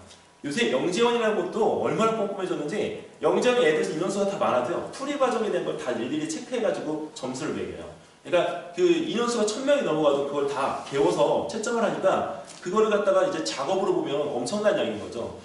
고대 같은 경우는 작년에 7000명이었거든요. 7000명 걸 다 배워서 일일이 봐야 되니까 좀 이제 그 학교 자체 내에서는 이제 힘들지만 그래도 작년에 그 고대의 호응이 굉장히 좋았어요. 근데 유형이 바뀌었어요. 고대 같은 경우에는 작년까지는 문제 해결력 중심이 높은 아이들을 선발을 했는데 올해는 1차 통과되어진 애들을 보니까 지식과정이 높은 애들을 선발을 하기 시작했어요. 예, 패턴이 바뀐 거예요. 저희들도 깜짝 놀랐어요. 왜냐면 왜 그렇지? 영재이 갑자기 바뀌었지 봤더니 고대의 영재원 원장이 바뀐 거예요. 예, 거기 약간 나이 드신 원장님이 이제 일 그만두시고 젊은 원장으로 바뀌면서 지식으로 바뀐 거예요. 그러면 교대도 지식이죠, 고대도 지식이죠, 서울대도 지식이죠, 연대도 지식. 그러면 예년에 그 한 2004, 5년 정도의 그 영재원 선발 과정으로 하던 학문 적성 검사를 대체해서 이걸로 지금 보고 있다라고 보시면 됩니다.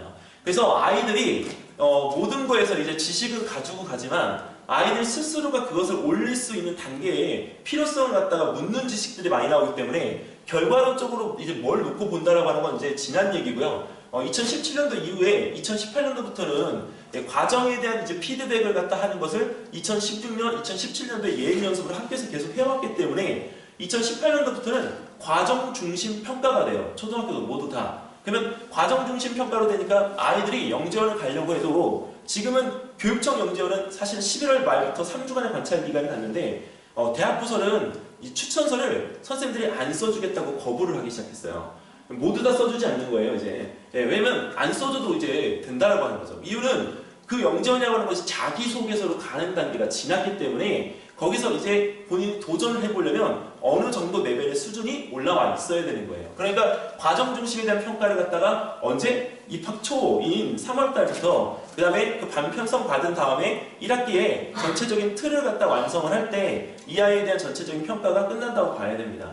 자, 그리고 거기에 있는 부분에서 이제 넘어가면 이제 수학 공부가 모든 학교에서 이제 관건이 되느냐? 그건 아니지만 수학 공부라고 하는 것이 상대적으로 일단 재밌어야 돼요. 수학이 재밌다라고 하는 부분과 재미없다라고 하는 부분에 대한 것들을 갖다 보면 재미있다라고 느끼는 친구들은 사실 경시 쪽에 이제 올인하는 친구들인데 이 친구들은 자기가 수학이 좋아서 수학만 해요. 그래서 이 친구들의 문제점은 타 과목을 안 해요. 예, 그래서 나중에 언제 낭패를 보냐면 중학교 내신에 가서 낭패를 보는 케이스들이 굉장히 많아요. 영재고 아니면 얘네들은 갈 데가 없어요. 이유가 수학하고 과학만 하다 보니까 국어, 그다음에 과학, 그다음에 국어, 영어, 사회를 약하게 했잖아요. 나중에 고등시장에 올라가서 고등학교에 올라가서 본인이 처지기 시작하는 걸 느낍니다. 언제? 어머니 고등학교에서요 96점을 맞아도 4등급, 85점을 맞아도 4등급이에요. 네, 이게 무슨 얘기냐면 영어 성적이 하나 틀렸는데도 4등급이 나올 정도의 성적이기 때문에 지금 여기 고등은 거의 이 애들 등급 자체가 포화 상태라고 보시면 돼요. 예, 그리고 외국 나갔다 온 애들도 거기서 영어를 아무리 잘하는데도 이 8페이지 정도 되어지는 시험지 내용을 독해해가지고 풀려면 시간이 빠듯해요. 예, 그러니까 어머님 이게 저희 나라 시험은요 애들을 괴롭히는 시험이지 애들을 제대로 평가하는 시험이 아니에요. 그러니까 재미가 없을 수밖에 없어요. 그러니까 애들이 여기서 이쪽에서 이쪽으로 가려면 본인이 즐겨야 되는데 그 시험의 스트레스가 시간 스트레스로 오는 거죠. 애들이 중학교 때는 좀 덜한데요. 고등학교 때는 수학 시험을 보면 울고 나온다니까요. 왜? 풀 수 있는데 시간이 없어가지고 못 푼다니까요. 그러니까 보통 서술형 문제는 한 10점, 15점이 날아가 버리니까 본인도 어쩔 수가 없는 거예요.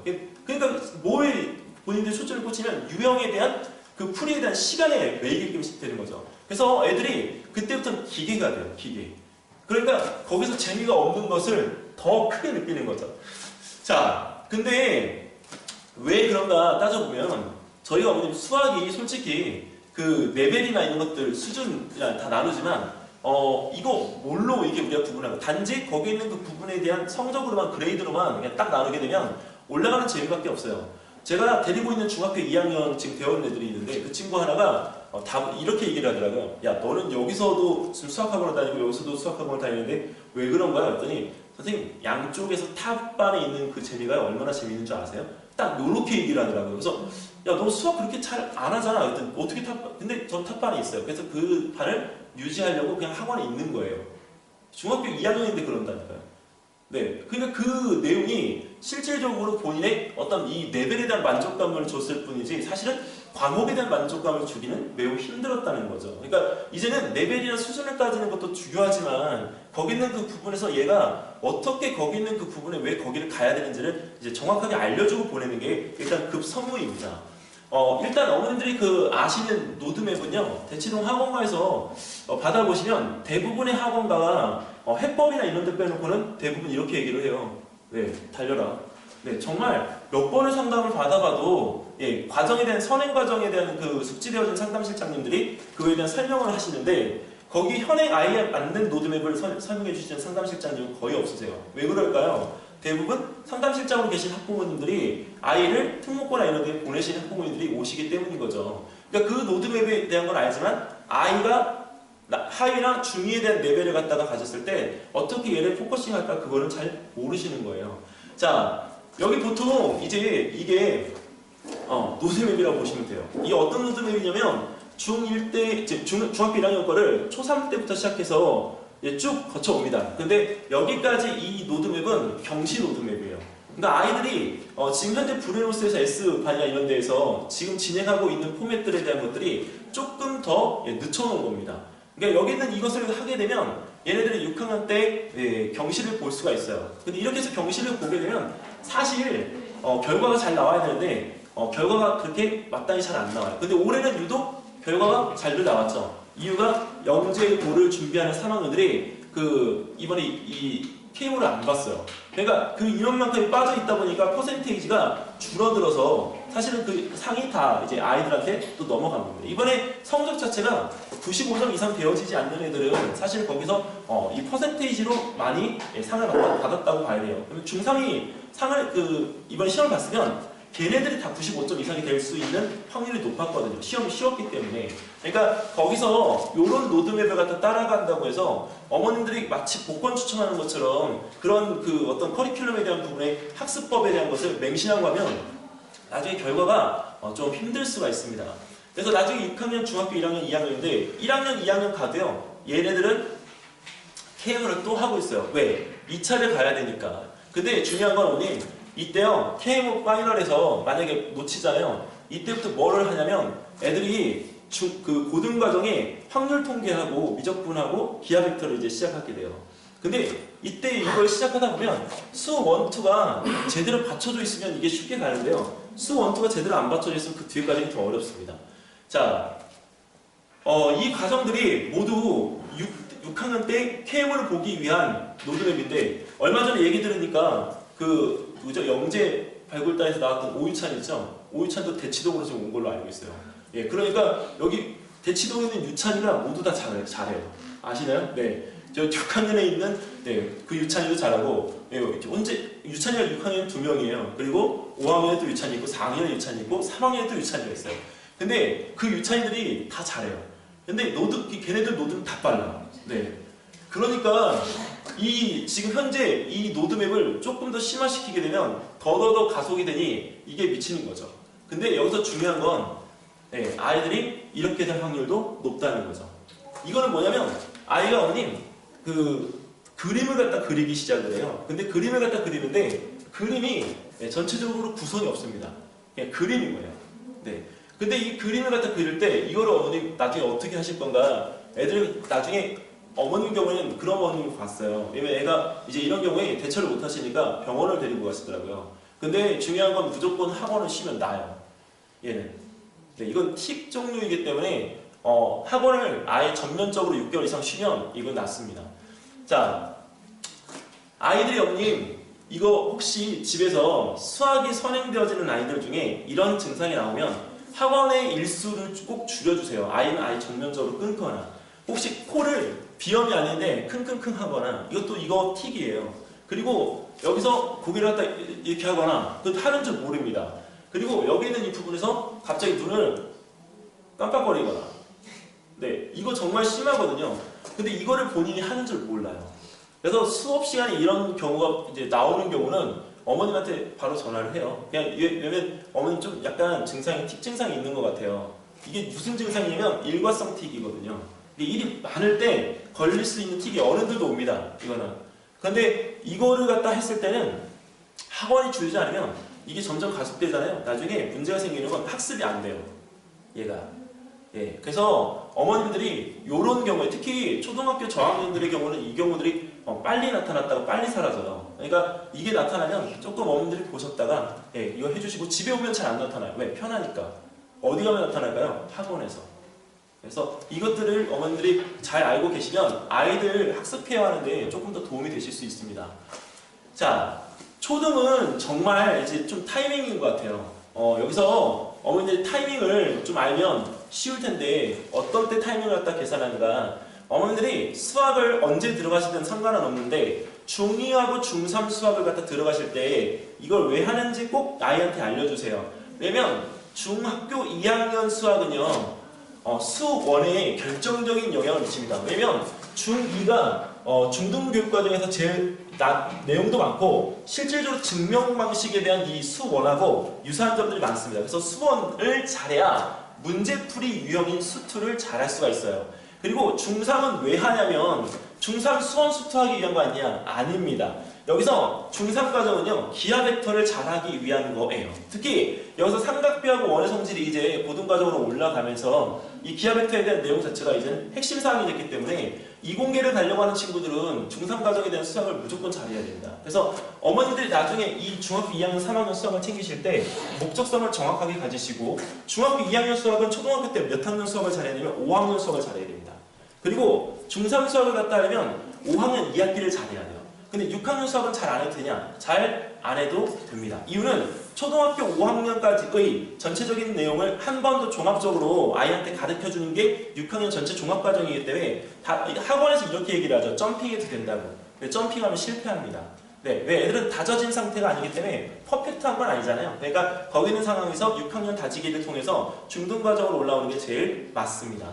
자, 그래서 수학을 어머님들이 이해를 하실 때 초등에서는 애들이 잘하고 못하고를 언어력으로 평가를 합니다. 그래서 초등수학은 언어력, 중등수학은 개념학습, 그리고 고등수학은 심화학습으로 분류를 해놓으면 아이가 나중에 어디가 펑크가 났을 때 무엇이 문제인지를 아실 수가 있게끔 돼요. 초등에서 지금 하는 이 심화학습들은 대부분들 중등에서 이 난이도 있는 문제들을 가지고 내려와서 꾸미는 것들이기 때문에 이 부분에 대한 것들이 한 단계씩 내려오면 다 심화 과정이 되어집니다. 자, 어머님이 이제 출발점을 어디로 잡으시냐에 따라서 아이가 이제 그릴 수 있는 곡선이 달라지는데 초등학교 2학년은 좀 일찍 시작하게 되면 사실은 개념 이해력과 그 다음에 창의 부분이 굉장히 발전을 합니다. 얘네들은 왜 그러냐면 한 달마다 바뀌어요.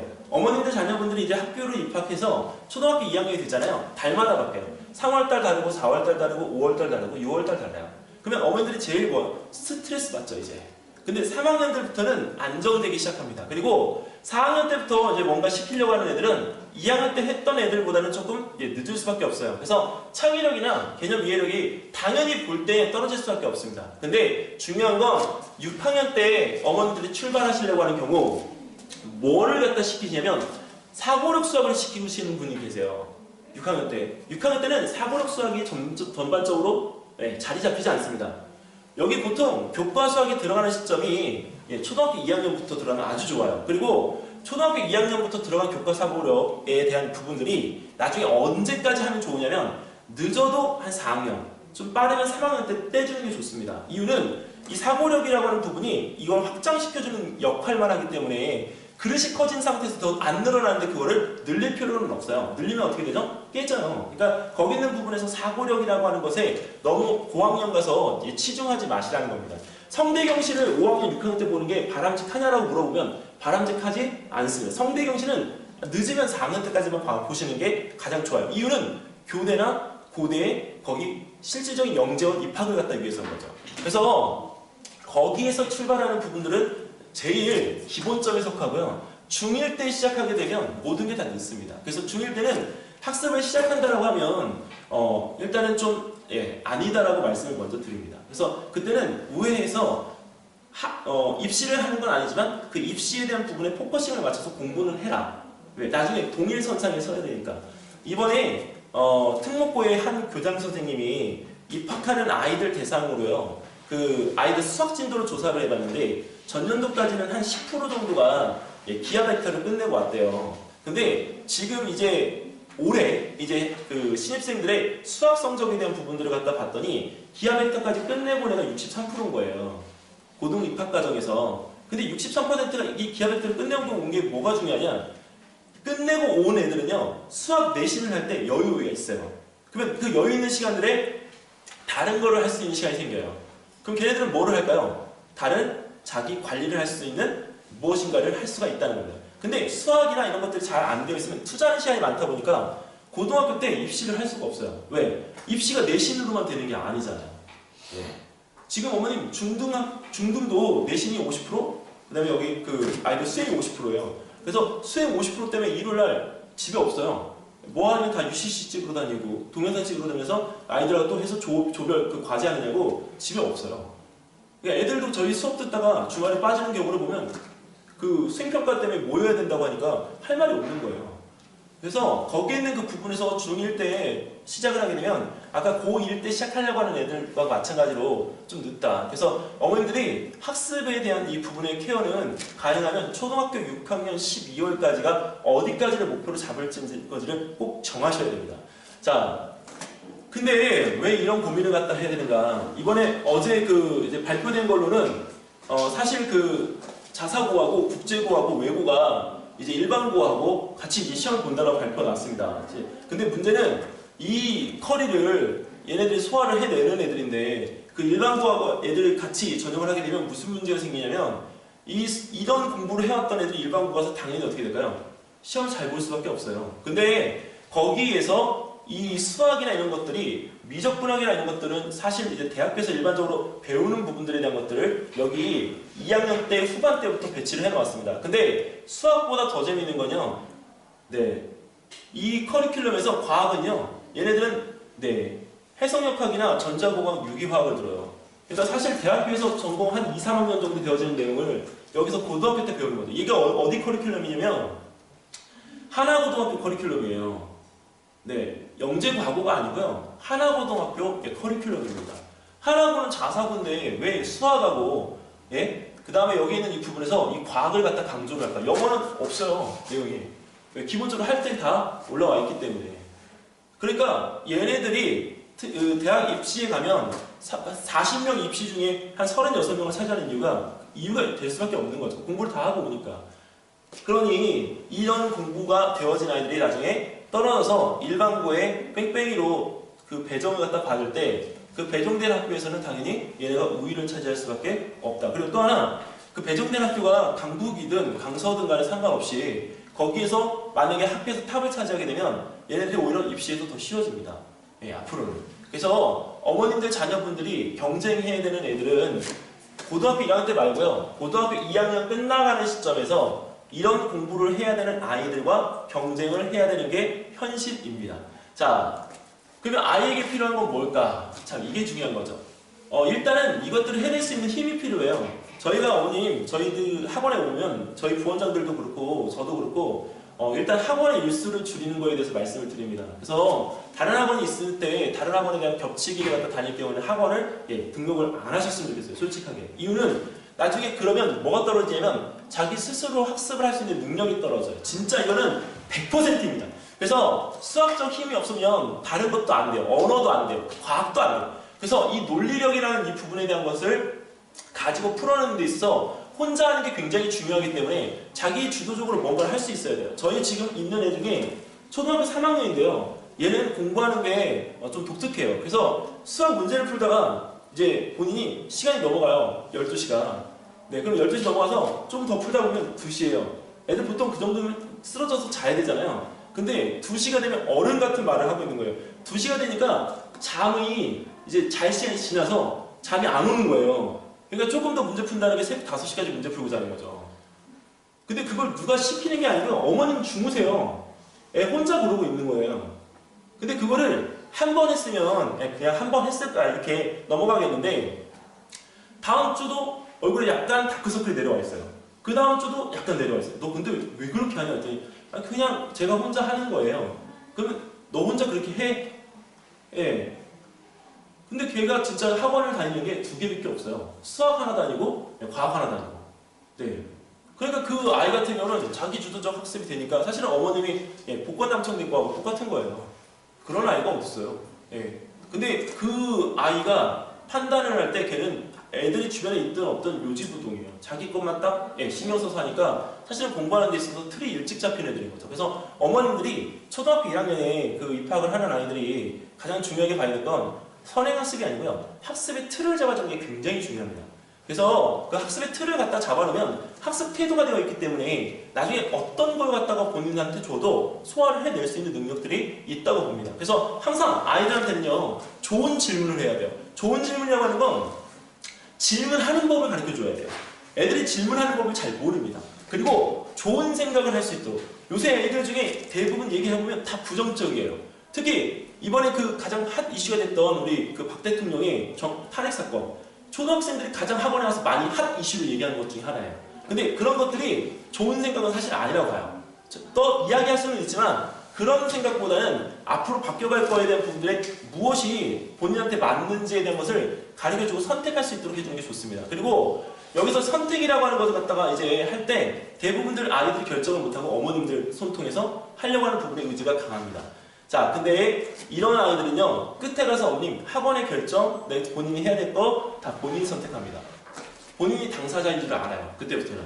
그럼 그때부터는 애가 무서워지기 시작해요. 왜? 어머님들이 할 수 있는 영역이 적어져요. 그럼 어머님들은 어떻게 되죠? 소외되죠? 소외되면 그게 무서워져요, 또. 근데 그러실 필요가 없어요. 왜냐면 애들은 이 세 가지를 가지고 있는 아이들은요, 나중에 정말 꿋꿋하게 자랍니다. 그 고등학교 때까지 로드맵을 딱 그려봐도 상승곡선을 그리지 절대 하강곡선을 그리진 않아요. 자, 혹시 자기 아이가 이런 얘기를 들어본 경험이 있으면 한번 공감하시는지 한번 보십시오. 이해력은 좋은데 마무리가 부족한 아이. 자, 근데 이런 아이의 형태는 일단 집중력이 약하다는 거. 그리고 또 하나는 수업 시간에 열심히 일을 하는데 숙제를 안 해와요. 근데 이 숙제를 갖다가 안 해오는 경우에 어떤 때는 참 이게 말씀드리기 죄송한데 대충 해오니까 나중에 선생님이 전화를 하잖아요. 그럼 어머님이 문제를 푸는 흔적이 있어요. 근데 그거는 아이를 도와주는 게 아니고요. 숙제를 갖다 못 해오더라도 학원에서 해결할 수 있도록 해주시면 오히려 그게 더 도움이 됩니다. 자, 그리고 답에만 집중해서 나중에 답을 베껴오는 애들. 네, 정말 공부를 잘하고 있는 줄 알았는데 답을 베끼는 애들이 있어요. 그래서 이런 아이들은 나중에 이런 아이들하고도 비교가 되는데 과정학습이 완료가 안 됐는데 기초가 잘 안 돼서 고민이 있는 경우가 생겨요. 이거하고 이거가 맞물려 갑니다. 근데 이런 아이들은 케어 자체가 아예 안 되어 있는 거고, 그 다음에 또 단원을 갖다가 이 기억하는 시간이 짧아요. 그래서 다 잊어버리는 아이들입니다. 자, 어머님들이 나중에 성대경시나 다른데 약하다라고 이렇게 검증을 갖다가 하는 경우에 그거는 일단 기본적으로 글씨를 못 알아보게 쓰는 아이들이 많아요. 근데 본인은 문제 풀고 나왔지만 글씨를 못 알아봐서 실질적으로 아이가 이 답에 대한 본인의 어떤 점수별을 제대로 못 받는 경우들도 있습니다. 그리고 끝까지 집중 못하죠. 그리고 마지막 여기 있는 첫 번째는 성대경시는 어머님 교과를 많이 한 친구가 들어와서 성적을 내기는 힘듭니다. 교과를 많이 한 친구는요 교대경시를 봐주세요. 그리고 교과를 많이 안 하고 CMS 같은 데서 이렇게 사고력을 많이 한 친구는 성대경시를 봐주세요. 그러면 성적이 좀 잘 나와요. 그렇게 약간 반대로 생각하셔야 됩니다. 그래서 그 내용적인 부분에 대한 것을 파악을 할 때 문제의 요지가 포인트가 맞았는지, 근데 맞지 않았을 때는 시험에 당연히 약한 결과가 나올 수밖에 없죠. 그리고 KM을 준비하던 애가 성대 경시를 볼 이유가 없어요. 왜냐면 KM은 교과 경시고 KM은 사고력 경시이기 때문에 전혀 안 맞아요. 근데 KM을 준비하는데 경시의 기분을 느끼게 하려고 성대 경시를 보시게끔 하는 어머님들이 있는데 진짜 너무 시간 낭비예요. 그거는. 자, 어머님들 자녀분들이 이 내용에 해당이 될 수도 있고요. 그 다음에 해당이 안 될 수도 있습니다. 이유는 수학 구술 인터뷰가 2023년도부터 도입이 됩니다. 그러면 애들이 지필시험을 안 봐요. 뭘로 보냐? 앞에 있는 선생님한테 본인이 말로 수학 문제에 대한 설명을 해서 그걸 녹음합니다. 그럼 거기에 있는 그 부분에 대한 판단을 기계로 해서 아이한테 나옵니다. 그래서 이제는 수학을 지필로 푸는 게 아니에요. 말로 해야 돼요. 문제가 이어서 생기죠. 왜? 글씨로도 안 되는데 말을 어떻게 해? 왜 수학을 열심히 해도 달려온 아이는 말을 잘하느냐? 말 못합니다. 네, 과거 애들이 어머님 프리젠테이션 잘하는 줄 아십니까? 못합니다. 어느 애들이 잘하냐? 영재고나 아니면 저쪽에 있는 용인외고 가는 애들이 프레젠테이션을 끝내주게 해요. 왜? 본인이 디베이트 능력이 타고나요. 걔네들은 진짜로. 그리고 많이 기회도 있고. 근데 과거 가는 애들은 그런 거 할 생각 없이 뭐만 하죠? 수학만 하잖아요. 수학만. 그 말수가 적어지고 굉장히 그 말에 대한 이 부분이 풀어가기가 힘든 거죠. 자, 혹시 요새는 이제 이런 국문학과 가는 경우들이 많이 주변에서 없어요. 근데 국어 같은 경우도 수원수투까지 해야 되죠. 제일 작은 범위예요. 그리고 고3 때는 국어 전문교과가 따로 실리기 때문에 이거 과정을 이수해야 국어학과를 지원을 할 수가 있습니다. 이거 이수 안 하면 국어학과 지원 자체가 아예 불가합니다. 이제는. 자, 그 다음에 여기에 있는 이 부분에서 경영학과 진학이 목표인 친구는 지금 현재 제시되어진 것까지는 수원수투하고 미적분 확률 통계인데 이거는 여기 있는 이 부분에서 선택 과목이고요. 고3 때는 경제수학, 즉 금융수학을 해야 됩니다. 이게 고등학교에 나오는 전공의 이수 과목이에요. 예. 그리고 여기에 이제 의과대 진학은요 좀 달라요. 수학은 이제 여기는 이 부분에서 미적 확통을 하든지 심화 수학을 하는데 애들 대부분 확통 안 합니다. 왜? 여기 미적 좋아하는 애들은요 확통이 안 맞아요. 이 개성적인 거예요. 그래서 심화 수학을 선택하는 애들이 많고요. 그리고 이 미적을 할 때 조심하셔야 될 건 물리 원투를 올림을 하기 위해서 해왔던 애들은 미적이 다 구멍이 나 있어요. 왜? 필요한 부분만 가르치셨기 때문에. 그래서 미적은 정확하게 진도 수업으로 처음부터 끝까지 나가야 됩니다. 그래야 나중에 심화 수학을 하더라도 문제가 없습니다. 과학은 여기서 화투하고 생투까지 해야 되는데 이 과학도 여기 있는 이 생투는요 전공 3학년 정도 보시면 됩니다. 저희 때. 그러니까 애들 이 수준이 지금 많이 올라가 있어요. 근데 여기까지만 하면 좋지만 고3 때 고급 생명과학 실험과정을 이수를 해야 돼요. 이게 고3 때 될 것 같아요? 안 돼요. 그래서 얘네들은 언제 하냐? 고2 때 다 이걸 끝낼 거예요. 왜? 고3 때 지금 서울대학에 있는 시에 있는 학교들 10개 대학 총장들이 모여서 3월 달부터 입시를 하는 것에 대해서 작년도에 논의를 했었어요. 그럼 3월 달부터 입시면 걔네는 12월 달까지 다 입시예요. 학교가 열려있고 본인이 2학년 때까지 성적으로 수시 입학을 할 수 있는 기회가 열린다는 겁니다. 그러면 고3 때는 공부를 할 수가 없어요.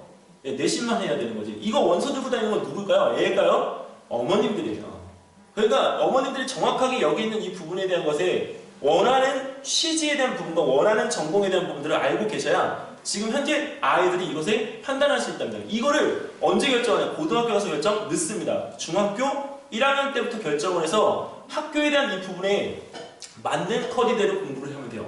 이거를 제가 계산을 해보니까 어머님이 선택하신 과정에 따라서 매칭되는 게 보통 6개 정도의 라인이 나와요. 그럼 6개 라인이면 내가 갈 수 있는 학교가 6개라는 거거든요. 서울시에. 그러면 내가 그거를 했을 때 내가 가고 싶은 전공에 대해서 매칭되는 학교가 6개 있으니까 나중에 그 지원하는데 전혀 문제가 없어요. 근데 고1 때 가서 지원을 하려고 하면 이게 뒤죽박죽이 돼요. 왜? 목적 없이 해가지고 오니까 내가 이것 조금 부족한데 이건 너무 많이 했고 근데 조절이 안 되는 거죠. 그래서 어머님들이 중학교 1학년 때 아이가 들어가면요 중학교에서 생활에서 나오는 이런 어떤 성적이나 이런 것들을 보시고 빠르면 여름방학 그 다음에 늦으면 겨울방학 때는 또 결정을 하세요. 그래서 빠르다고 해서 결정이 빠르다고 해서 나쁘지 않습니다. 이유는 중간에 컨설팅이나 이런 것들을 어머님 상담 통해서 가져가 어떻게 하죠? 보완하면 돼요. 보완하면 돼요. 근데 처음에 안 정해놓고 나중에 뭘 하려고 하면 시간이 더 오래 걸려요. 자, 여기에는 이공계 같은 경우도 아까 의대하고는 좀 다르지만 여기에 또 수학하고 물리가 애들 발목을 잡아요. 그래서 애들이 학교 가기가 쉽지가 않습니다. 저희 때 공부하던 거하고 완전히 패턴이 다르기 때문에 애들이 어머님 이거 누르는 무게가 어마어마해요. 아까 정석이 저희 때 4권인데 지금은 12권이라 하잖아요. 저희 때 문제가 22,782문제예요, 정석이. 예, 근데 그 문제를 지금은 이제 10만 문제로 넘어섰다고 봐야 됩니다. 그 무게를 누르니까 외우기 수도 없어요, 자체가. 자, 그러면 어머니들 아이는 어떤 맞춤 학습을 하면 되느냐. 일단 초1 때는 어머님 다른 거보다는 관찰을 하는 게 일단 맞고요. 이제 시작 단계니까 애들이 체력이 일단은 좀 돼야 뭐 또 하죠. 애들이 오는데 코피 쏟고 나 아파가지고 또 다음날 또 빠지게 되고 그 다음에 또 하나 제일 이제 안타까운 건 학원에 와서 이제 보통 초등학교 1학년들이 늦게까지 하는 경우는 저녁에 9시, 10시까지 하게 돼요. 근데 문제는 학교에서 이제 갔다 오고 저녁에 이렇게 돌다 보니까 아이가 수업 시간에 이게 조금 들어와요. 근데 그때는 좀 이렇게 깨우기도 살짝 미안하지만 어쩔 수 없이 또 이렇게 세워야 돼요. 그러니까 이때는 체력이라는 부분에 대한 바탕이 가장 중요하기 때문에 차라리 운동을 좀 시켜주시는 게 좋아요. 여기 대치동 애들이 가장 많이 하는 타임이 토요일 9시부터 12시까지 농구 타임이랑 그 다음에 일요일날 4시부터 7시까지 농구 타임이 굉장히 많아요. 근데 농구는 어머님들이 시키셔도 좋은 게 그 3대3 농구가 올림픽 종목으로 들어가죠. 네, 그러니까 거기 있는 그 부분에서 이 3대3 농구나 이런 것들에 대한 것들이 애들한테 또 하나의 이슈거리가 될 수 있기 때문에 그 농구라는 부분은 지금 현재 대치동 중학교 학생들이 여학생을 비롯한 남학생들 모두가 한 7, 80%가 하는 운동이라고 보시면 됩니다. 그러니까 거기서 그런 체력이나 이런 것들을 그냥 고정적으로 시키는 이유가 그 체력 때문에 그래요.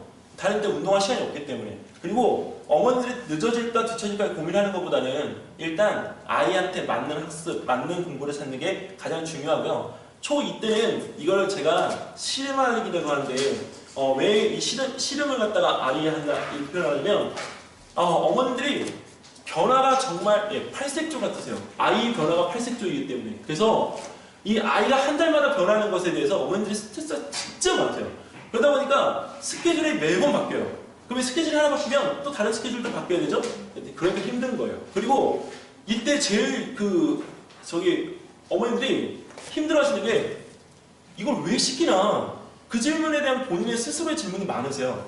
제가 지금 하고 있는 초등학교 2학년 애들도 어머니들이 매번 고민을 하세요. 근데 이번에 다 잡아놓은 게 얘네들이 지금 하고 있는 수준이나 이런 것들에 대해서 확보하신 게 없더라고요. 그러니까 확보해야 되는 부분은 얘네들이 이만큼 해왔고 그 과정을 이어서 나가는 거에 대해서 시간적으로 압축시키고 있거든요. 근데 압축이 된다라고 하는 건 본인들이 빨라지고 있는 거잖아요. 근데 그것에 대한 부분에 대해서 할 때 얘네들의 실력 인정과 동시에 반드시 목표를 갖다가 부여잡을 필요가 있습니다.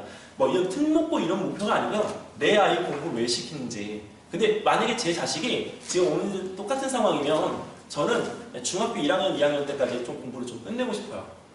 왜냐면 고등학교 2학년 때 지금 여기 올라가서 하는 애들의 그 형태를 갖다 보니까 뭔가 이게 복구가 안 돼요. 올라갈 수가 없어요, 계단.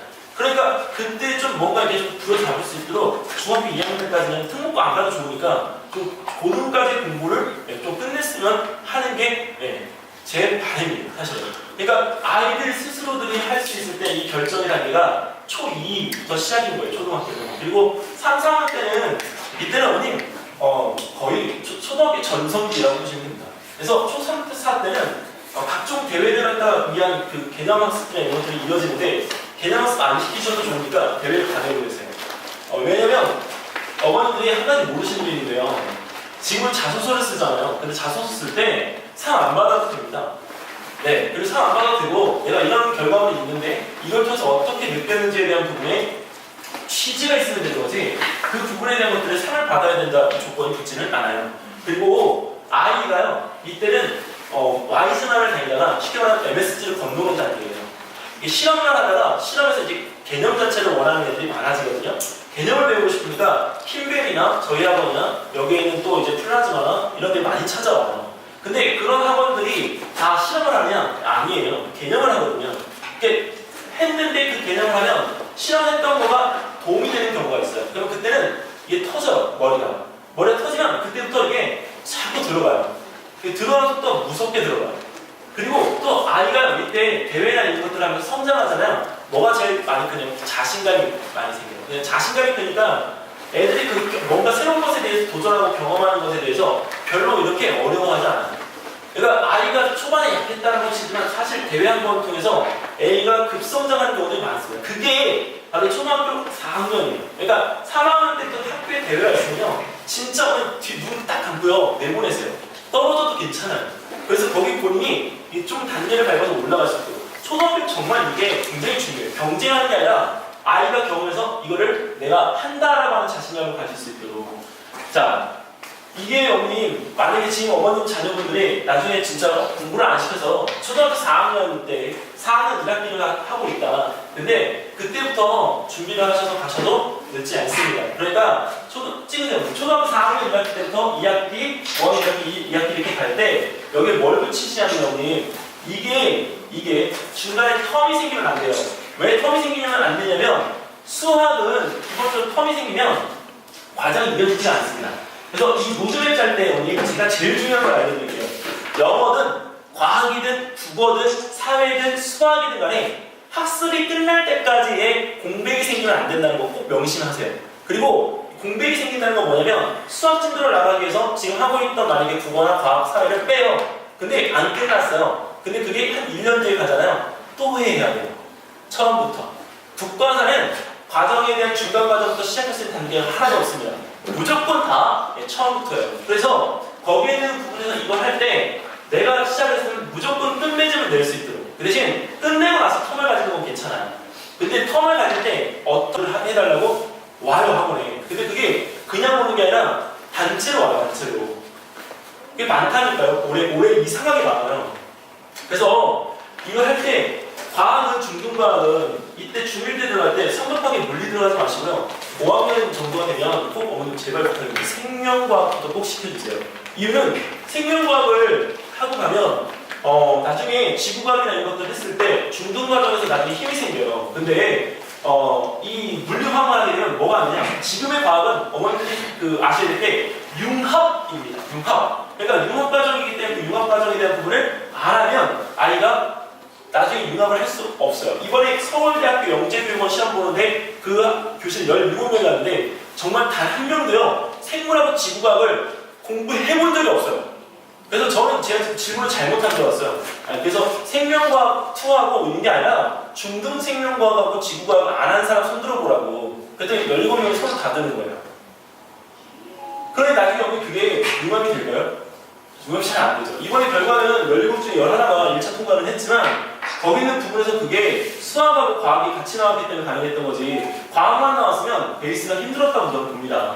그래서 아이들 스스로가 이것을 해주는 데 있어가지고 그 내용적인 부분에 대한 걸 다져야 되고요. 영재고 입시에서 2차 시험이 고등에 대한 내용의 핵심사고 나온 게 아니라 중등 과정의 심화 과정으로 나오는 주사를 다 내렸어요. 그러니까 어머님들이 중등 과정의 심화에 대한 이 부분이 곁다리 안 돼서 고등을 올라가도 버티지 못하니까 이 단계에 대한 것들을 잘 계산하실 때 생명과학, 지구과학들을 다 시켜주셨으면 좋겠습니다.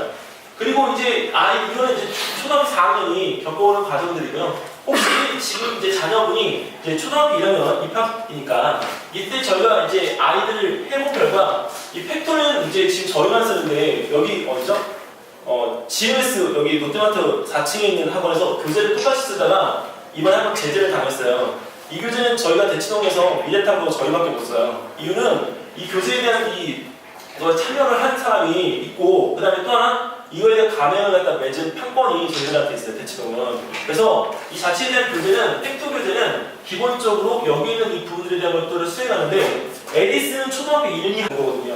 초등학교 1학년 애들이 양력이 뭐라고 어머님 떠들고 다니겠어요. 근데 그거를 설명하면서 아이가 그거 만든 시험 도구에 대한 것들을 기본적으로 사용할 수 있게끔 되는 것 자체가 과학에 대해서는 기본 흥미도가 굉장히 높아졌다고 판단이 되거든요. 그래서 이 팩토 교재를 갖다 준비를 한 거고 사실은 올해 저희가 대박 상품 따로 있는 게 이 PA예요. 얘는 프라이머리인데 초등 전체 과정을 기본하고 심화 개념으로 해서 이 물화생지를 전체를 다 본 겁니다. 올해는 개념만을 듣고요. 내년에는 이 PA가 업그레이드가 돼서 실험이 중간에 이제 들어가서 모든 게 짜집니다. 그래서 이 과정은 3학년하고 4학년 대상으로만 오픈이 됩니다. 5학년들이 들을 수가 없어요. 이유가 5학년 때는 이 과정을 듣는 바에 차라리 중등 과정을 지원하는 게 훨씬 더 낫습니다. 그래서 초등학교 3, 4학년 이걸 하고 간 결과 올해 그 아인슈타인부터 했던 친구들 중에 서울대 그 경시 29명 입사자 중에 저희가 14가 있어요. 그리고 금상 3명 중에 2이 있어요. 근데 애들이 그 친구들이 과학을 갖다 기본 패턴적으로 잘 해왔지만 한 친구는 아이가 1학년 때부터 꾸준하게 해서 올라온 친구예요. 그러니까 그 과학이라는 부분도 이게 본인이 잘 개념을 갖다 잡아가지고 오는 경우에는 아이가 하는 게 좀 다르게 좀 볼 수 있다는 거. 자, 그러면 어머니 이 과학은 여기까지 해서 제가 설명을 드렸는데 오늘 지금 제일 만나고 싶은 게 아마 수학 부원장일 거예요. 그래서 이경일 부원장님 모시고 간단하게 잠깐 설명을 듣도록 하겠습니다.